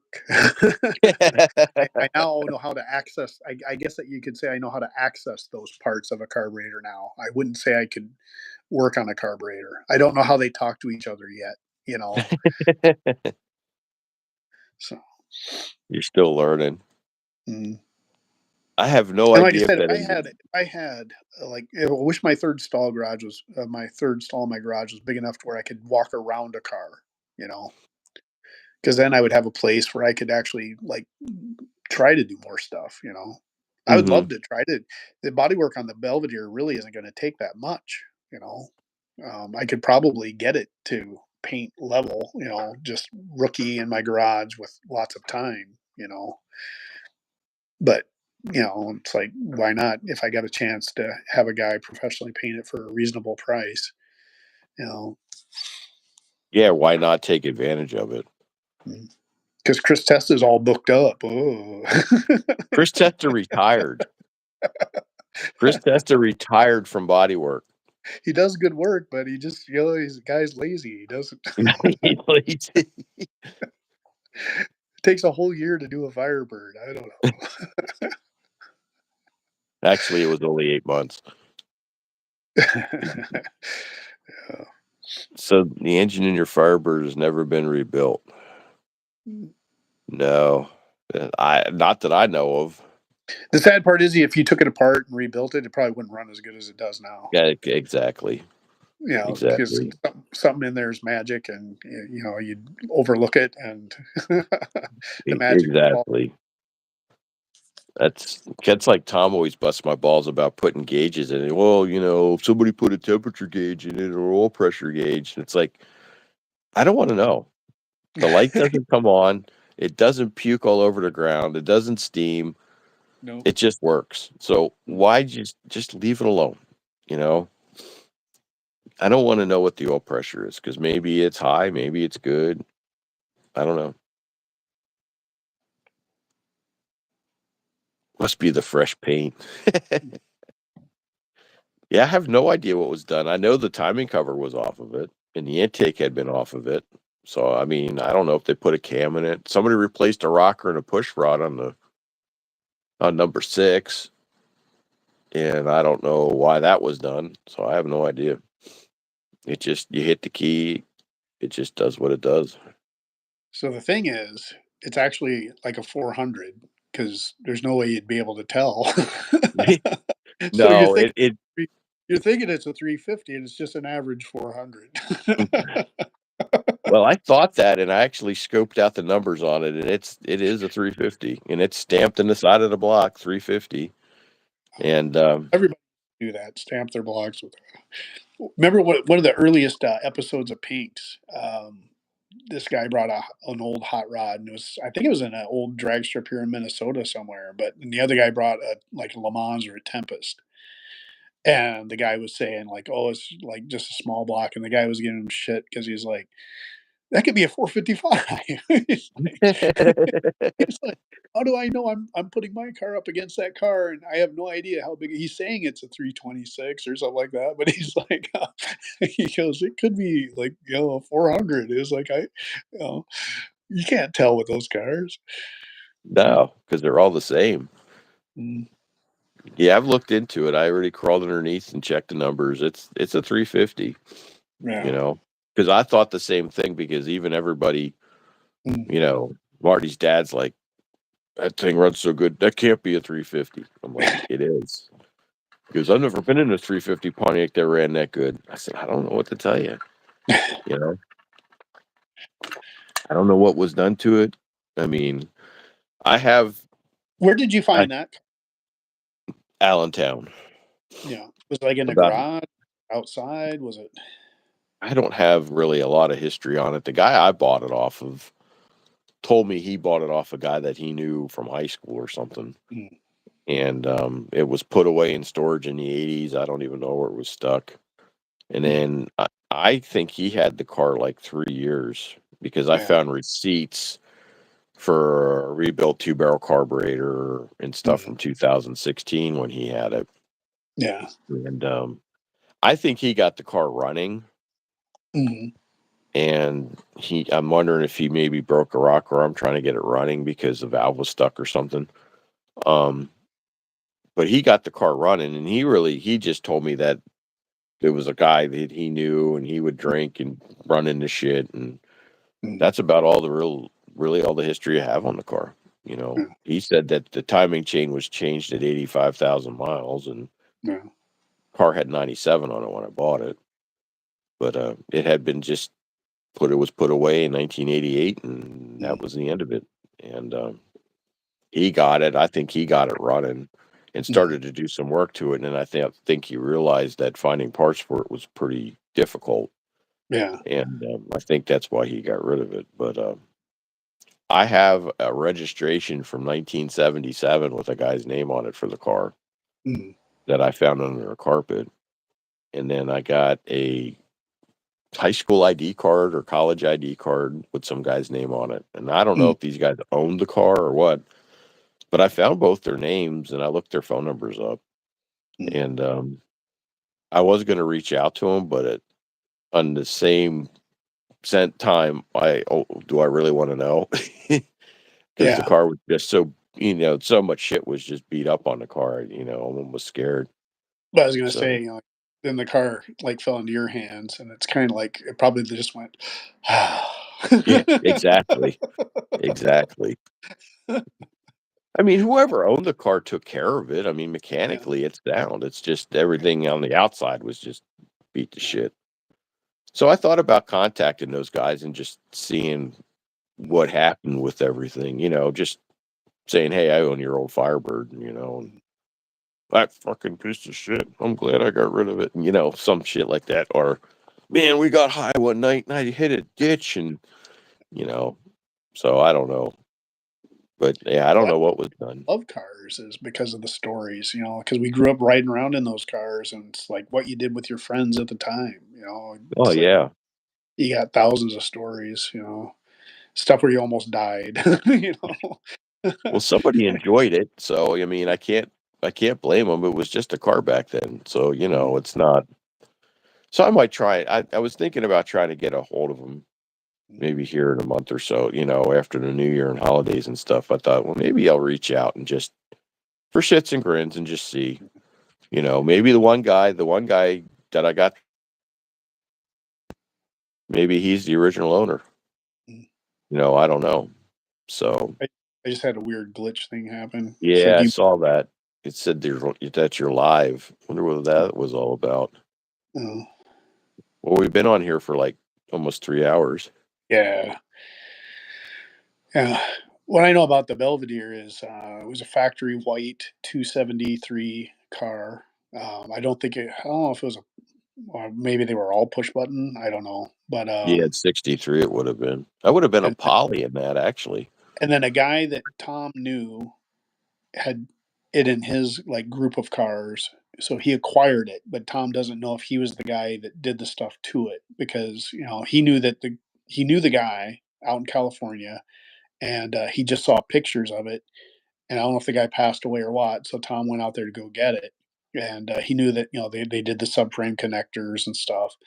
And when he brought it home, that's when he found out that the floors were gone on it, and he has other car. He's like, I think he's got like a factory lightweight car that he's going to rebuild, and I think he just sold his True Max Wedge car, and then he's got a Black Fury that's got a 440 with a cross ram on it, and then he's got his race car, that's got the cross ram, and so he just kind of like didn't feel like doing that big of a job on the car, so he put it up on Marketplace, and then I found it.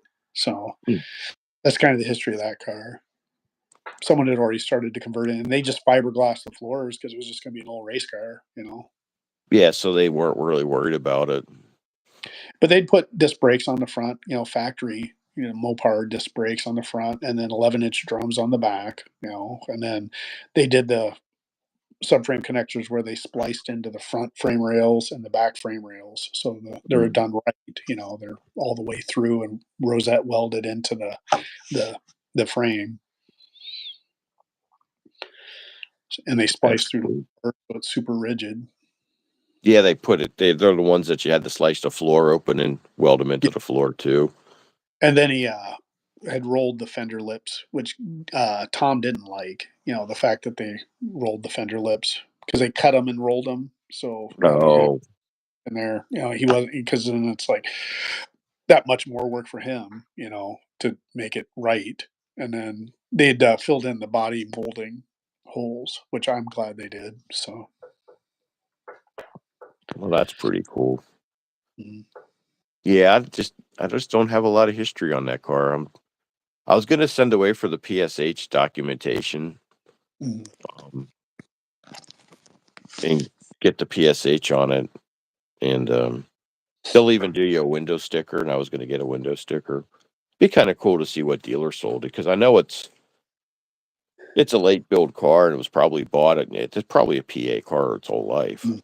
and so And I I'm know really it's looking nothing. forward to doing that video with Tom about the jack pine. Because Yeah, he's that'd told be me the cool. story of the car. So, but I'd like to like. He doesn't want to be on camera though. So, I mean, it'll be one of those where um, we'll just kind of be standing and showing pictures of the car while he talks and stuff. And then, Is like he I going to said, be like a his dark brother. silhouette? Is What's he going to that? be a dark silhouette? I said, is he going Yeah. to be a dark silhouette and you're going to change his voice? Yep. Oh, His his nephew, Tyler. He races still. He's pretty competitive. So maybe I'll learn some tricks from him too. Between him and Jeff. I think they just picked up a Dodge Demon race car that's been a race car. wow. They had a Duster that he used to run, so but I think they sold it so he could buy this Demon. Demons are cool. If I had to get it, it done, I'd get a demon. it Or make it a demon. Basically, you just need the dart front end and the tail panel, I think. yeah. Well, no, I think the tail panel's the same. No, the slats on the Oh, the demon go. slot. Yeah, they're different. Instead, yeah. I think it's $95. You can look on their website, Hunter, because they have a PSH website you can look on. And then I think it's another 50 for the window sticker. Now there's another guy that does the window sticker too. I think his name's Mike Noun, and he does the windows. He can do window stickers for you also, but you got to send him your PSH documentation so that he can do it right and correct. I don't really care. I'm not looking for like concourse crap. I mean, I know what the car is. I doubt it's anything rare or special or, you know.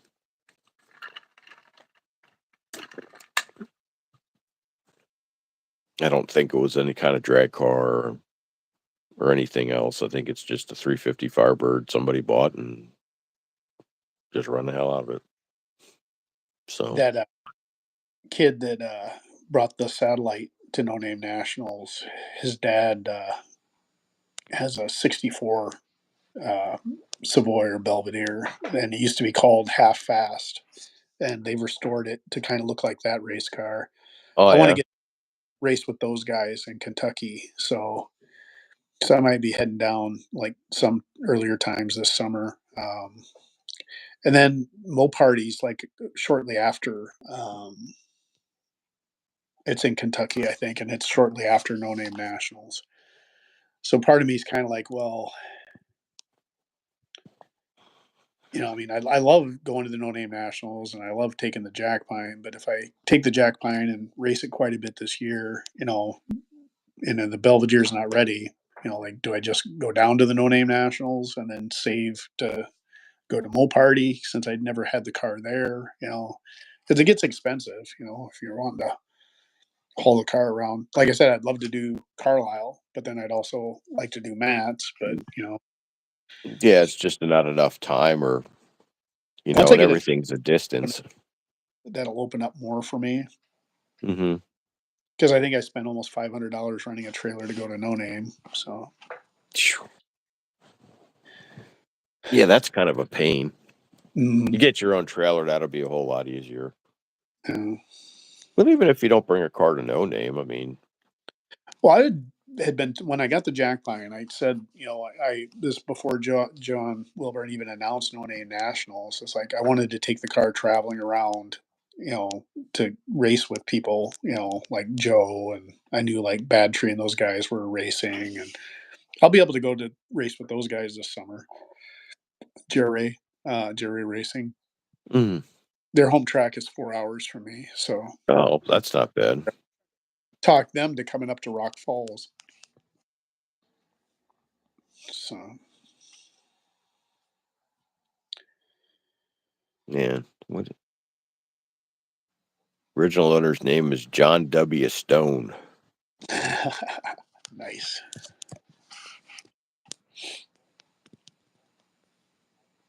How many people are still in here? 5. Yeah. Yeah, and I know the history on my Chevelle because I bought it off the original owner, so I got all the paperwork on that car. Not that You're the anything's second owner. original anymore. What's that? You're the second owner. Yeah, I'm the second owner of that car. Yep. I worked with that guy at the Texaco station when I was in high school. Hmm. And when I started working there, he says, I'll sell you my, he goes, why did you get a job? I said, because I want to buy a car. He goes, I'll sell you my Chevelle. And I said, well, how much? He says, $1,500. I said, that's too much money.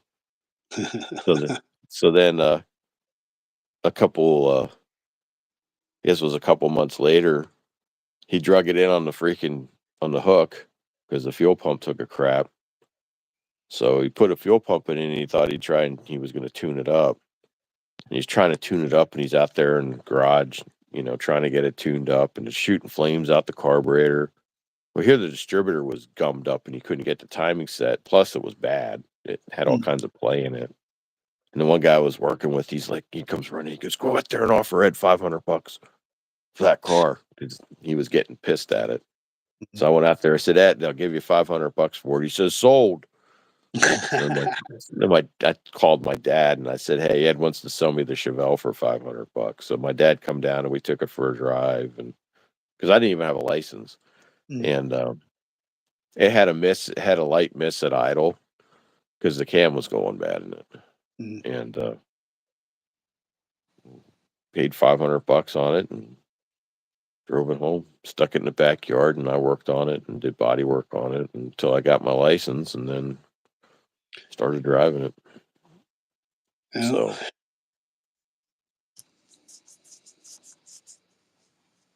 Eugene Wiggins. That's a heck of a name. Jeez. My middle name is Eugene. Is it? Mm-hmm. But it was the same as my grandfather and my dad, so that's why I got it. That's why you got it. Yeah, my grandfather was Dominic. So I almost became a Dominic, but you'd have been Dom. You would have been the street race king. Yeah. I live my life a quarter mile at a time.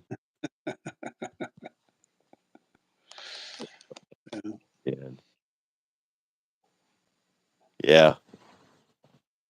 One of the guys that I met, it's funny because I'm like, the ages of guys that I hang out with now has changed. Like, so like, when I had my like 68 and 69 cars, they're like around my age. And then when I got the 67, it's like I'm meeting Tom and his brother. Well, they're like 10 years older than me. So then I buy the 63 Belvedere, and then Tom that I bought it from, he's older than that. And then I met this guy Denny through Tom, who got me I made a video where I had some trim pieces I couldn't find. He calls me and said he had them on Facebook. He's like, I got them.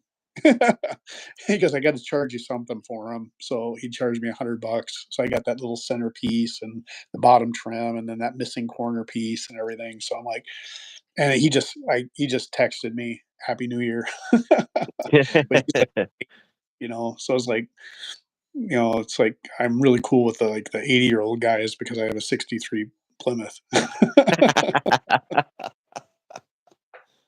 And even Jeff Mopar Jeff 604 made the comment. He's like, I go, wow, the Jack Pine does like better than the Belvedere, And he goes, not too many kids are into 63 Belvederes. No. That's why we would watch a Duster video more than a 63 Belvedere, because they don't even know what it is. It's mostly because they haven't even seen one, Hunter's probably one of the exceptions. It's like probably like seen some of the older cars and can appreciate them, But I remember when I lived in Sioux Falls, a guy, and it's stuck in my mind. I used to have decent cars, but there was an old guy who lived just off of Marion Road, and every once in a while he would pull a car out, and I know it was a '63 because I didn't know what kind of car it was. I knew it was a Plymouth, and I like now I know because of the side marker lights and everything, and it had the hood scoop on it, and it sounded nastier than hell.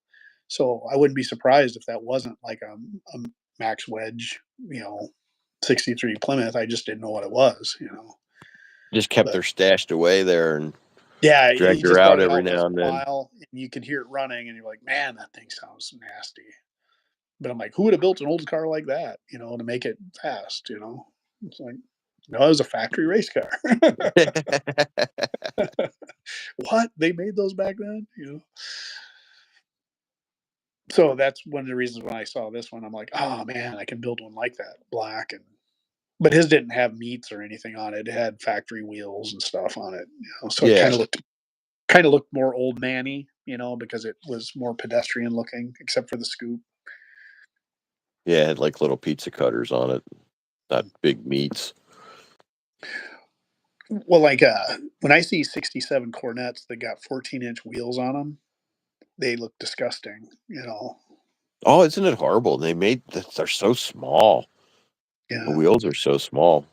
The Chevrolet was guilty of that too on the Impalas. They put those little 14-inch wheels on there. Yeah. It's like, my God. I mean, the car looks like it's standing on twig legs. Mm.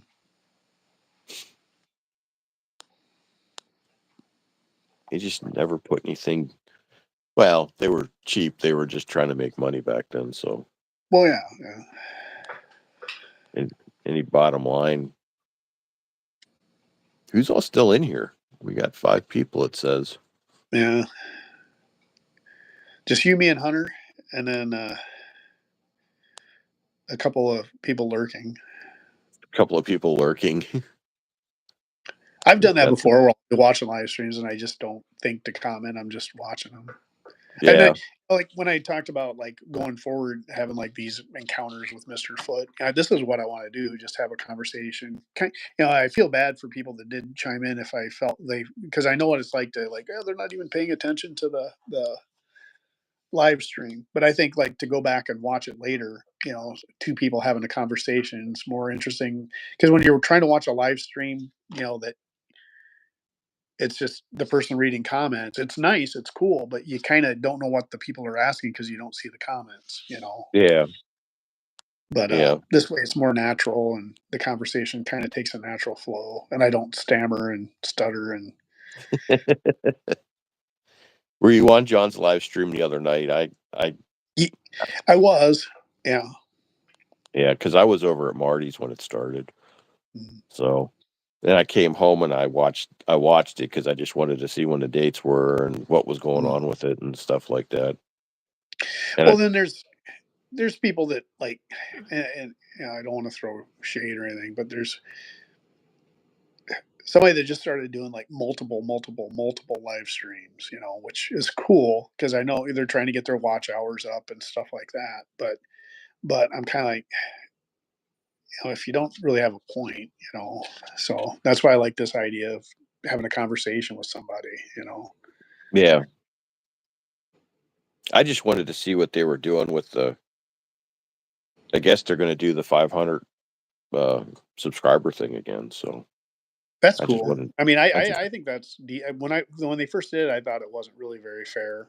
Even though I already had I think I had like 700 at the time. And then when I got friends that I would love to go that like we're trying to get 500, it sucks. But I'm glad you got it. And then Jeff even said he doesn't think he would go just because of the distance and the cost to travel. yeah, For a race car down there and take his family and stuff. So even if he, would have, otherwise he would have tried hard to get his 500, but he didn't want to get into the race or anything because he was sure that he probably wasn't going to go.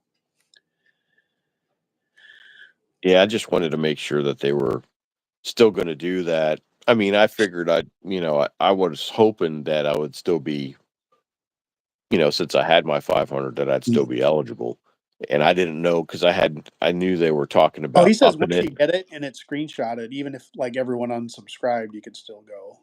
Like Yeah, even if I dropped all the way down to 400 subscribers, I'd still be able to go just because I already made it. yeah, because I didn't know if they were going to raise the number or not. I know they had talked about that after the first year, so I don't know. I guess they have But different I things don't think it's planned. it's it's worked out enough. I think it kind of proved to be a pretty decent benchmark. Oh yeah, yeah, I think if you raised it to 1,000, it's kind of sad because there are guys out there doing stuff that and like I said, I probably have. I would say, well, my average views on my just regular videos, I probably have anywhere from 150 to 300 views, and that's my like just regular videos. hmm My race car videos where I go to a track, I'll shoot over 1,000. My car shows always reach 1,000 within like the first month, and then they just keep kind of growing slowly over a period of time. Some of them have got 4,000, some are right at 1,000.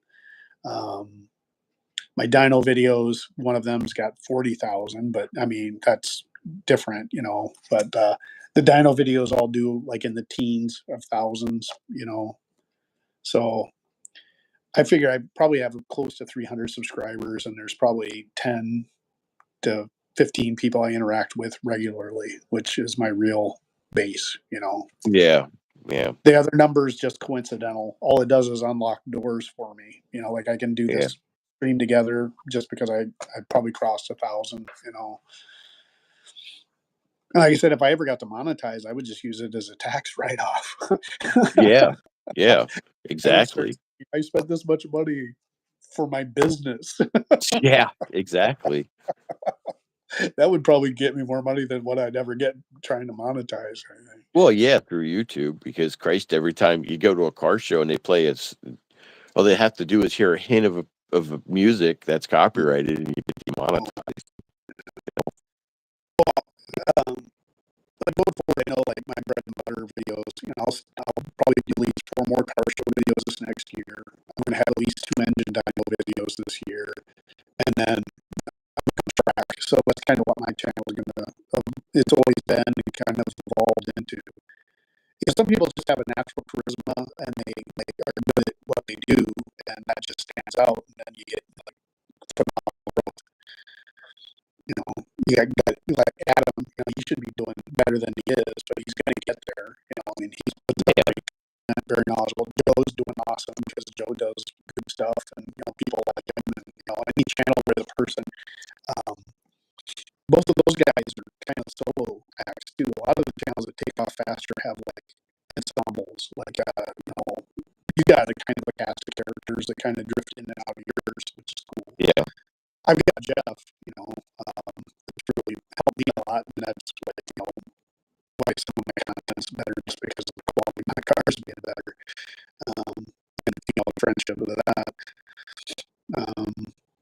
But I noticed like that last video I did, I liked that one better because I was talking to him, instead of trying to stand on the camera and talk. It just feels more natural when you have someone to bounce off of. Yeah. Yeah, it does. Like with me and Tom and stuff, we're always bouncing back and forth sometimes. Yeah. And then there's some of those channels that have like 70,000 views or subscribers, and their videos only get like 80 to 100 views, and you're like, how does that happen? I don't know. I know a lot of the people that got to the 500 last year. A lot of them, they got on the kick of going on live streams. Yeah. And that's how they picked up a lot of their subscribers. I picked up quite a few that way too. Yeah, it is really hard. For companies that I mentioned, I really don't know much about cars at all, and I'm not very charismatic on my own, and I don't make a point to upload regularly. I don't have like a set voice or theme, but I feel like it's like going forward next year. I can look at all my analytics, and not by looking at the analytics in YouTube, just going and looking at the views on my videos. I can see, what does good for me, So I don't know. I probably could do a lot better, but I'm not sure. The problem is I kind of give a shit and I kind of don't. You know what I mean? And it's like you get rewarded if you do give a shit. If you're on the fence, it kind of shows. Like me too. Same thing. And then I do a lot of slideshows and like music picture videos because I'm the one that watches those. Like when I'm at home in the wintertime, I'll watch videos of my own car. And those will sometimes cause people to unsubscribe because there's not really any content there for them. I've got some that I've never made public just because, I just watch them myself. It's got a song that I like and just like random pictures of my it's own just stuff. something you put together, and that's your. I your enjoyed thing. editing. I enjoyed making it, editing it, and to me it's cool. But it's like most guys aren't into that. So Yeah, I don't know. I think I might try and do better videos. I want to try and change the format of how I do things a little bit. I'm just trying to figure out a way to do it, and because it's always a content thing, I mean, the Well, Firebird's that's just done. it. The ones that I put out just for content tank, like because I'm just putting a video out, and it's Yeah. like, I don't. It's thin to begin with, and then when you put it out, It's just hard. I know Tom started tearing down his coronet to get to start getting ready to paint it and do body work and stuff on it. So I don't know. He's doing that down at the garage he's renting because after the neighbor came over and flipped the hell out on us and stuff, he's like, "Well, I won't be." Um, he goes, "I won't be bringing it up here to do the body work on it." So he's going to be doing it down there. So I'll try and do some video on it. I haven't done any on it because he just started working on it. I didn't even know he was taking it apart. Taking it apart, really. So I don't know. We'll see how much content that generates. How much video, how much video I get of that. Hunter, I just use the iMovie app. That's all I've ever used because I've never had a computer. So I use Microsoft stuff is that's on the computer. I edit very little on it. Everything that you see is pretty much just how it is how it goes on the video. I like to edit, and I've learned to do some stuff that I haven't needed to do on some of my videos. I've kind of learned how to separate audio tracks from the visual, part, so that you can kind of either put in a picture and keep talking, simple stuff like that. And to me, whenever I do learn how to do something like that, it's fun and amazing, and I do love editing. I bought a laptop once, and I got Adobe, the big one. But you have to buy it monthly. You can't just buy it, which sucked because then I was paying for something I wasn't using, and it pissed me off. And then the laptop crashed. I didn't want to spend money on anything, so I'm like, well, but I should dump $2,000 on a computer because the other channel, the stuff I'm learning to do editing for this channel, it would come handy for that. But I would benefit probably from having iMovie because that's what I'm used to, and I can only imagine what I could unlock. But Apple computers are ridiculous priced. I don't know. I always use the Microsoft whatever's loaded into the computer. Their Microsoft video editor. Yeah. I've been using that for years. I mean, it works good. It doesn't work bad. You can do some stuff with it, but I never really played with it that much. And I'm just more interested in just getting video up. And like I said, I don't edit that much because I want it to feel more natural, and however it plays out is how it plays out on the video. You know what I mean? I think I need to change a little bit of it because I think people need to see me actually working on something versus me coming back. Like I'll take a video and I'll say, I don't know if you saw the string box video. I started the video and the box was already on the damn bench. And I said they were going to get a pit on our floor. And then the next video you see, next back, and the damn box is already in. Nobody gets to see all the assembly of everything. And it's a fine. People want to see more, but they don't want to see too much. Yeah. And that's if you do a step to how about when you start doing stuff like Joe and those guys do, you start getting more critics and stuff too. Yeah. There's some videos that I made that I'm so proud of. I think that I did a great job, and by that I mean I actually set up shots and kind of had a plan. And I thought the use of music and the use of cutting, showing just enough of one thing and not another. Like one of my earliest videos, the how to install super stock springs part 1. I loved the way I did the shots on that, but it's a lot of work. If you're doing stuff, it's going to take you 10 times as much to do. And that's a lot of the reason why I don't do that, because my whole thing is that when I'm doing something, I want to get it done. Yeah. I don't want to take all day to put a steering box in because here I'm trying to set shots up. You know what I mean? But So, for me, I love the photography part of setting up the shot and setting the angle, and and then like the music I choose actually means something to me. When I do choose, I'm not just throwing random tunes on there. It's like for some reason I like that song with that thing, but that Super Stock Spring video, and then my one, it's got the Traeger SS close up. It's called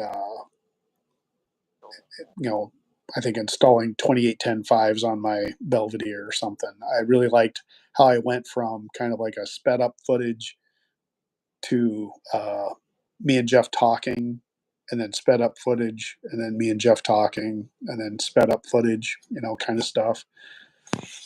And I like the camera angles and stuff I used on that. So I take pride in certain videos. I'm like, man, I did a good job on it. And then I'll just put out a video to be putting out a video, and then like, when I did that where I was going through my parts on my car, I'm like, some guys will find that interesting because it is an interesting part of building a car, especially if it's like a strange 1 year off type car, where it's oh yeah, hard to find parts, you know. Um, but that video flopped huge. And then I did too many of my music videos where I just did like quick shots and music with no me or anything in it. The videos that there's no person in them don't do very well. Because people wanted that connection with the person that they're subscribing to, and that. So sometimes those videos hurt me, and I put up like 3 of those in a row, and then I noticed that definitely stagnated my channel. Might as well not have put up any videos. yeah. I don't know. Do you find And my I think it videos deters boring? people. And I think it did, huh? Do you find my videos boring? No, I enjoy it, but then yes, like I know you, and I'm like, and like I said, especially like when you get your cast of characters and stuff too. I mean, yeah, they're logical, and I think the editing's good too. Like you said, you don't want to spend too much time. If you just had like a 4 hour video of you taking out the power steering box and putting it in, Yeah. you might Who the hell you wants to might watch that? you might lose me unless I was specifically going to put the exact same power steering box in a car, exactly as like yours. No, I enjoy your videos. There's people's videos I like that are part of the like the no name nationals that I don't like their videos, and I don't mean I don't like the person. You know, I respect what they're doing. But I can't watch their videos. I like both your guys' videos. Well, thanks, Eric. Well, thanks, Eric. Yeah. Hey, Justin. I like how you edit the one video and the music picked up where you showed that guy's cross Ram Pontiac. And I told you, Hunter, I actually planned that. I had to trim certain footage in order to get it to time that way. That wasn't a mistake. There's things I do like that in videos that like there's one where I think it's Can You Dig It Too. I was trying to time where beats of the music, like there's like a change in the tone of the music where my car's got the front on the jack stand, and then the music kind of does like a decrescendo, and as it's doing it, the front of the car lowers, and then I do the same thing with the back of the car when it's doing it. And I did a video a long time ago with my truck where I was cleaning snow off my truck, and I used the intro theme from Good to Bad and the Ugly. It wasn't the Yes. intro, it was one of the other songs. And I tried to fade it. If I had a better computer, I probably could have been able to, but it transitions from black and white to, like not quite full color to color. And then that song's kind of a crescendo. It builds up. So I start off in slow motion, and then each time I cut, I speed up the motion with the music so that as the music picks up in tempo, my cleaning the snow off the truck picks up in tempo too. And I was so proud of that. Nobody saw it. I was like, "Oh my god, you know how much time I spent doing that? I probably spent like 2 days doing that, just like obsessing and like wishing I could do a little bit better." I like even like timed it like where a beat of music, the snow is coming off my truck in slow motion. And it's like, "Oh my god, I nailed it." And I was like just totally like, "Man, this is awesome. I love this." And then most people would like, "Oh, that was the song from Good, Bad, and Ugly." I'm like, That's all you noticed? What about what I did? What about my art? The problem is that people don't have an attention span, and Well, it's that's the not even that. biggest It's problem. guys looking at car videos aren't looking for photography kind of stuff and stuff like that. Some guys kind of do, and I'm sure Yeah, maybe the one or two guys that out there that like got it, was cool, and even then, I'm like, I did it for me anyway, and I'll go back and watch that and like, yeah, nailed it, you know. So I keep thinking, like if I could add that kind of obsessing over little stuff like that to actually good content. Because I think I made 3 more cleaning snows off, car videos, after that. I didn't do it to that level, but, when you're in Minnesota, what else are you gonna make videos of in the wintertime, you know? yeah, but snow. I don't like videos that are fake or flashy. Well, I'm not Uh, fake or flashy, that's for sure. I kinda like, well, and I love making those skits for Joe's videos, those, roll Oh, call yeah. videos. I really like making those, like the skits with Nefertia, I always Yeah. try to come up with something interesting, and I like to think they stand out. I like to think that they're kinda, you know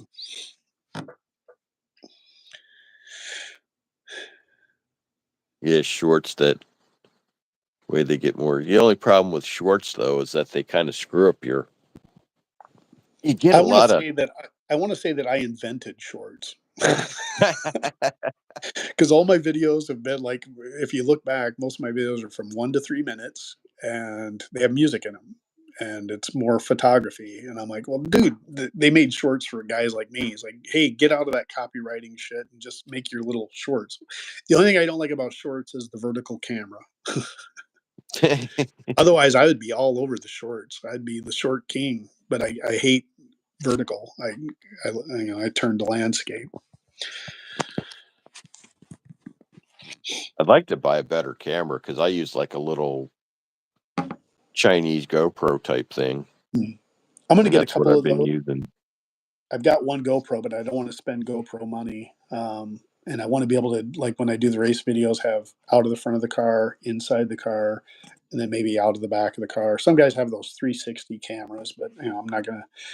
And that way, I could use those in different things too. Because if I want to do those movie review videos on my other channel, I could have one of each pointing to each of the people watching to get reactions while we're watching stuff.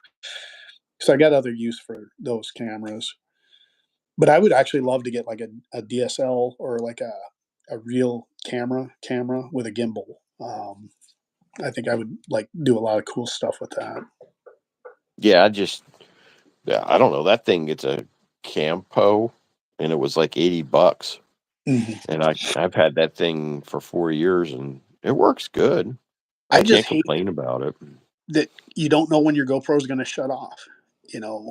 Whether it's because it's too hot or for some reason they just shut themselves off. No, and it's like you got it set up so like you can set it where with your phone where you can see what you're filming on your phone. But there's times where I'm like, oh man, like at No Name Nationals, I was sure I had some footage of in the car stuff. I didn't. It It didn't just record. didn't work. Yeah, and the one time I went to the drag strip with Jeff, I got some really good in car video shooting out the front of the car. I tried doing that at No Name Nationals and it failed because it was too hot. So I hate the Yeah, no. unreliability of those Yeah, that cameras. and mine doesn't even I can't even connect mine to my phone or any of that because it's doesn't have those features on it, Well, I think they but it just works. changed GoPro where you have to buy because it used to be I could kind of edit a clip on my app and Mhm. then just download that part onto my phone to use in a video. But last time I went there, it wasn't letting me doing it. It kept wanting me to buy the membership, and I'm like, ah, shit. Here we go. So what's the point of that? Yeah, exactly. I was actually looking for some that I could get that I can use an external mic with because Yeah. that would just make things a lot easier, um, having the external mic. Because sometimes I notice that the sound on mine isn't that great, Mm. and that's because the sound through that GoPro isn't that great, and, I'll balance sound on my phone. If I notice that, I'll kind of like make sure that I set the volume kind of. at this, like, I might have to decrease the volume on one clip and, up the one on the other to match. Mm-hmm. But that's kind of the weird stuff that I kind of obsess about that I don't think I need to do. I don't think anyone notices, but it bugs me. Yeah. What time is it? Hey, Shoot, Cam. it's almost 11 Cam. o'clock. That means it's midnight here. You're an hour behind us, aren't you? Yeah, 5 minutes to midnight for you. Yeah. I guess the ball's gonna drop. That's all You right. want to go watch it? We can cut this out. I'm getting kind of hungry. I haven't eaten yet. Oh, okay. Yeah, we can knock off. I mean, hell, we've been on here for probably close to 3 hours. Dude. Anyway, it was fun talking to you, Chris. Yeah, And for sure, Hunter Mark. and 5 other people still here. Had some cool people pop in. Glad everyone did. And Happy New Year's, everybody. What's this say? 5 minutes, and I have been all talking to you for a year. Yeah. Hunter would be a guy I'd love to have on one of these encounters with Mr. Foot because he's the right Yeah, kind of smart. him and Dakota. Yeah. He says who cares about watching the ball drop? Yeah.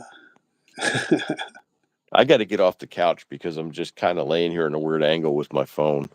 I had to plug mine back in because I almost went out of power there. But oh yeah, I got mine plugged into the power pack because it's not telling me how much charge I have left when on this. Yeah. So, but always fun talking all to you, right, Chris. guys. Yep. See you, Everybody Mark. Have a good New Year. Have a good night. Happy New Year.